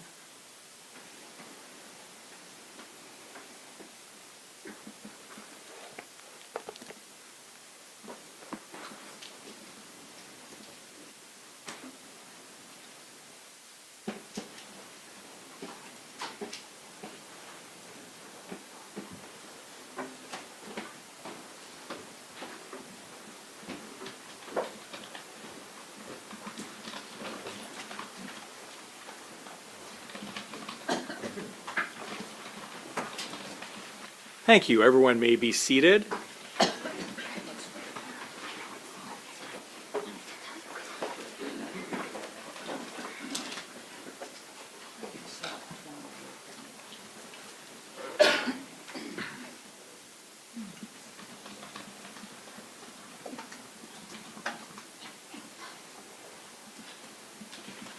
The witness will be here shortly, so we'll get going on testimony.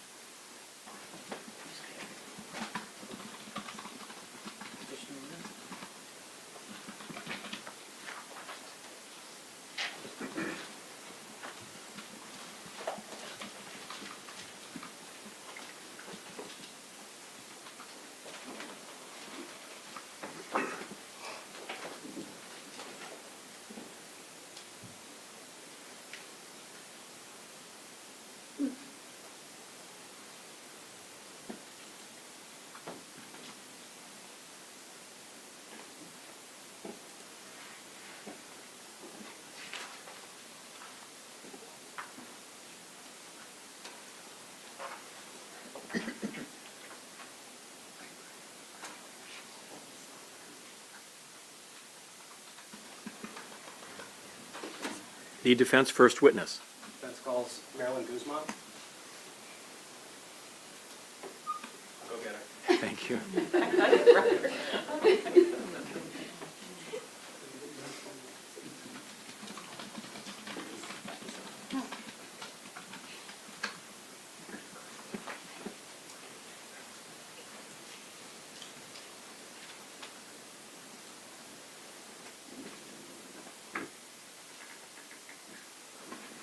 Are the exhibits still there? Could you pick those up? It'll be a little confusing. Thank you.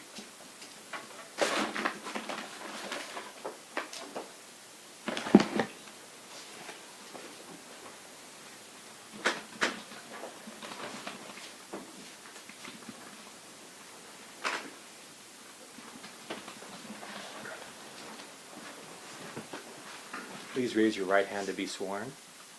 Do you swear or affirm that the testimony you're about to give in this matter is the truth, the whole truth, and nothing but the truth? I do. Have a seat, please. Thank you, Judge. And have a seat. Please state your name and spell your last name. My name is Marilyn C. Guzman. That's G like in George, U-Z-M-A-N. Mr. Gross, why don't you spell your first name as well? It's Marilyn, M-A-R-I-L-Y-N. Thank you. Ms. Guzman, where do you live? I live in Vista View Drive. Do you live near where Sheriff Troyer lives? Yes, I do. About how far away do you live? I would say 6 or 7 houses. He lives on the other side of the road. How long have you lived at that house? We built that house 32 years ago.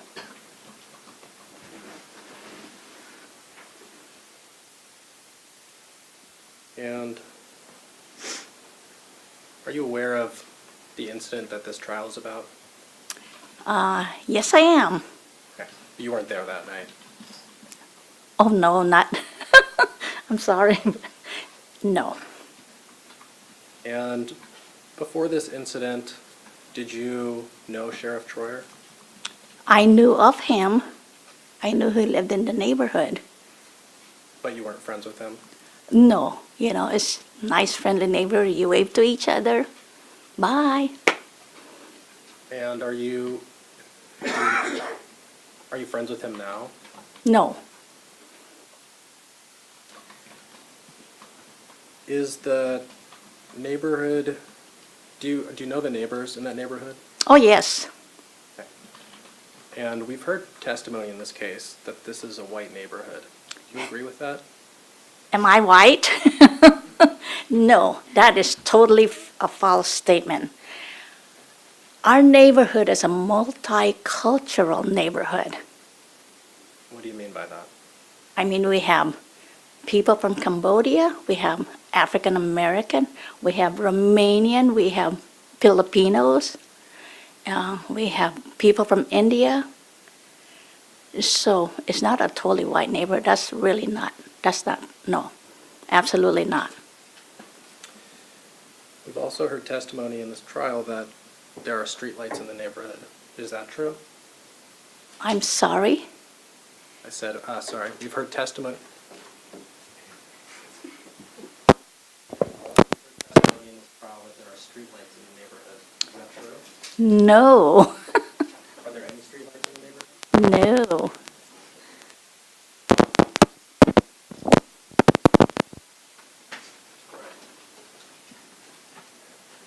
And do you take the paper?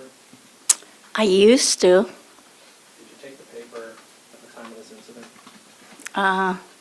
Yes, I did. Who was your newspaper carrier? I don't have any contact with the person. And I have tried on numerous occasions to get rid of my newspaper because I was not very happy on the deliverables. Not at all. Unfortunately, I use my landline instead of my cell phone. But I have called TNT so many times to cancel. So many times. So frustrating. My question is, do you know who your newspaper carrier was? Oh, I'm sorry. No. What? No, I don't. When you say no, Not that you know them, but do you know who the person is? Do you now know who the person is? well, yes. Who is that? I can't pronounce his name. Is that your Alzheimer? I believe so. And at some point after this incident, did you receive a paper with a flyer in it? Yes, I did. What was that flyer? It was a handwritten note on a notebook. And in that flyer, the paper was rolled up, it had a GoFundMe, handwritten, cursive, and a phone number. And We're going to have you speak up because you're not mic'd, so we're not here picking up what you're saying. And who was the GoFundMe to benefit? That's right. Nick, do you want your mic? It was under your I'm papers. almost done, so Okay. it's okay. And who was the GoFundMe to benefit? Who was it going to benefit? Yes.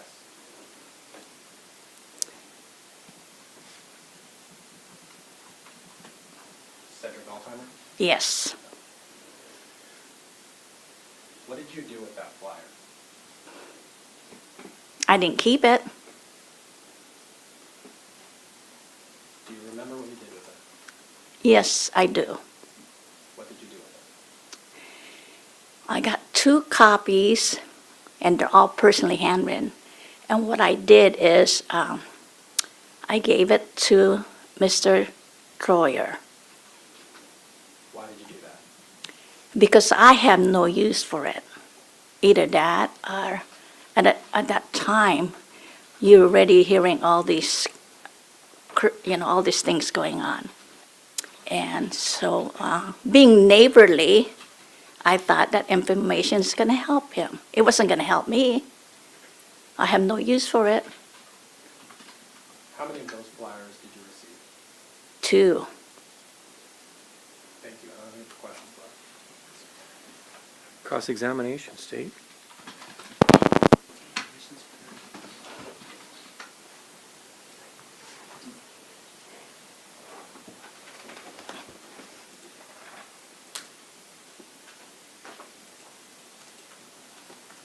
No questions for this witness. Thank you, Ms. Guzon. You may step down. Thank you. Ms. Excused.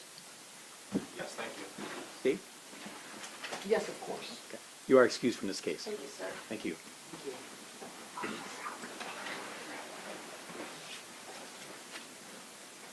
Now, the defense calls Wendy Troyer.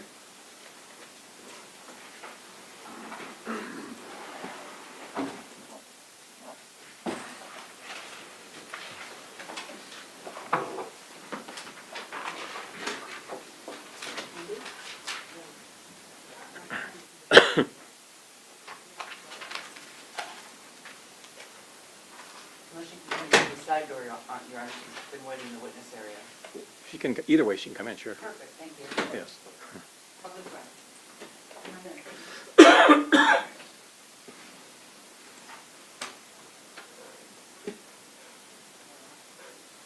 I can give it for you.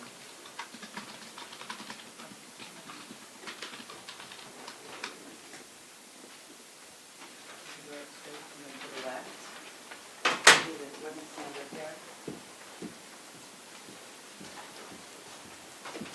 Please raise your right hand to be sworn. Do you swear or affirm that the testimony you're about to give in this matter is the truth, the whole truth, and nothing but the truth? I do. Have a seat, please. State your name and spell your last name. Wendy Kalawahi, K-A-L-E-I-W-A-H-E-A, Troyer, T-R-O-Y-E-R. You okay? Do you want? Yeah, just nervous. Ms. Bremner. Thank you. And is Sheriff Ed Troyer your husband? Yes, Obviously, you're nervous and upset today, right? yes. And can you tell us what you're feeling?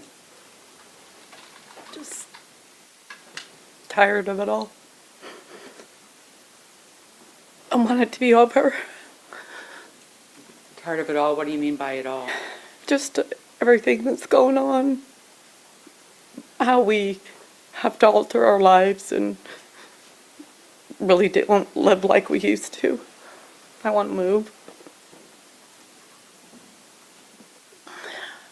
I'm going to ask you a few questions this afternoon, but we may have to have you come back tomorrow if that's all right with you. Yeah. How long have you been married to Sheriff Ed Troyer? 23 years. How did you meet? He was my son's baseball coach when he was young. When your son was young, or Yes, when Ed when my was son young? was, well, Okay. both of them. Ed was probably a little younger. And you said you had a son. Did you have any other children when you met Ed? I have an older daughter, And how old are those, your son and daughter now? 41 and 44. 44. So you met Ed and became involved and eventually married, is that right? Yes. And what year was the year of your marriage? We met in 92 and married in 2000. And what, was he the PIO then, the Public Information Officer? He was not. What was his job with the Sheriff's Department then? He worked nights and patrol, and then went to days and Has it been- patrol. Has it been hard to be or difficult to be the wife of a law enforcement officer, including now the sheriff? Now, Okay, and especially now, right? Mhm. I want to ask you about your family and then about your work and a little bit about this case in a moment. Did you raise children together? yes. Can you tell the jury about your family? We were foster parents for about 15 years. We also took in two of my great nieces when they were very young, and had them until they were young adults. We fostered many kids, but ended up adopting 3. How many all told children do you think you fostered over the years? No, I'm going to object to relevance at this point. Court will give some leeway overruled. Thank you, Your Honor. Many, probably 40, 30, 40. 40. I also did respite care for DDD, What, Department of Developmental Disabilities. and describe what that kind of, you called it respite care? Respite care. What is that? It is to give foster parents a break on a weekend or a night or a few hours a day. And was that in addition to the 40-some-odd foster children that you? No, took in? no.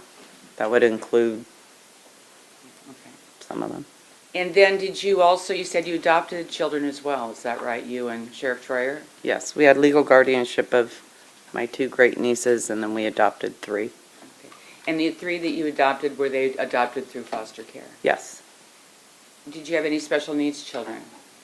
yes. Can you tell the jury about those children? We have 2 special needs, one intellectually delayed. Another was due to medical issues, had severe brain damage. We also took my nephew in, who was a quadriplegic in a wheelchair, and that's why we have the wheelchair ramp. On the left side of your house as you're facing the house? Yes. And we had him from the time he was in junior high school until he passed away when he was an adult. How old was he when he passed away? 32. So he lived with you the whole time? Not the whole time. Not the whole time. He lived with my mom for quite a while. And then she retired and my husband and I took over. How long did he live with you altogether? I would say 15, 16 years. 15 or 16 years, and he was quadriplegic. Mm-hmm. Do you have grandchildren? I do. Can you tell the jury about your grandchildren? I have 7. 7. I have, my son has a son, who is our grandson, and my daughter has 5 children. And she's also a foster parent now. She's a foster parent now? Yes. So following in the tradition. What interested you in foster care? Your Honor, I'm going to renew the relevance objection. It's background, Your Honor. It's a How criminal much more trial. background do you anticipate? I'm sorry, Your How Honor. much more background do you anticipate? Not on the family, 1 or 2 more questions, and then there'll be background on work and other issues, but it's the family, 1 or 2 more Overruled. questions. Thank you. Overruled. What got you interested in, interested in foster care? It was when my 2 great nieces needed care, and they were placed in foster care, and my aunt had the oldest girl, but couldn't care for the youngest, and so we got licensed to care for them, because they were in foster care at the time, when they were very young. And when you say we, is that you and your husband? Yes. Finally, can you tell us what your full name is? You've got a Pacific Islander maiden name, is that right? Yes. And can you pronounce it for the jury, please? Kalawai? Okay. Kalawahi? Mm-hmm. And so you're Pacific Islander? Or at Yes. least- And is the rest of your family in any way, your extended family now with the grandkids, racially diverse in any way? Yes. Can you tell the jury about that? I have a grandson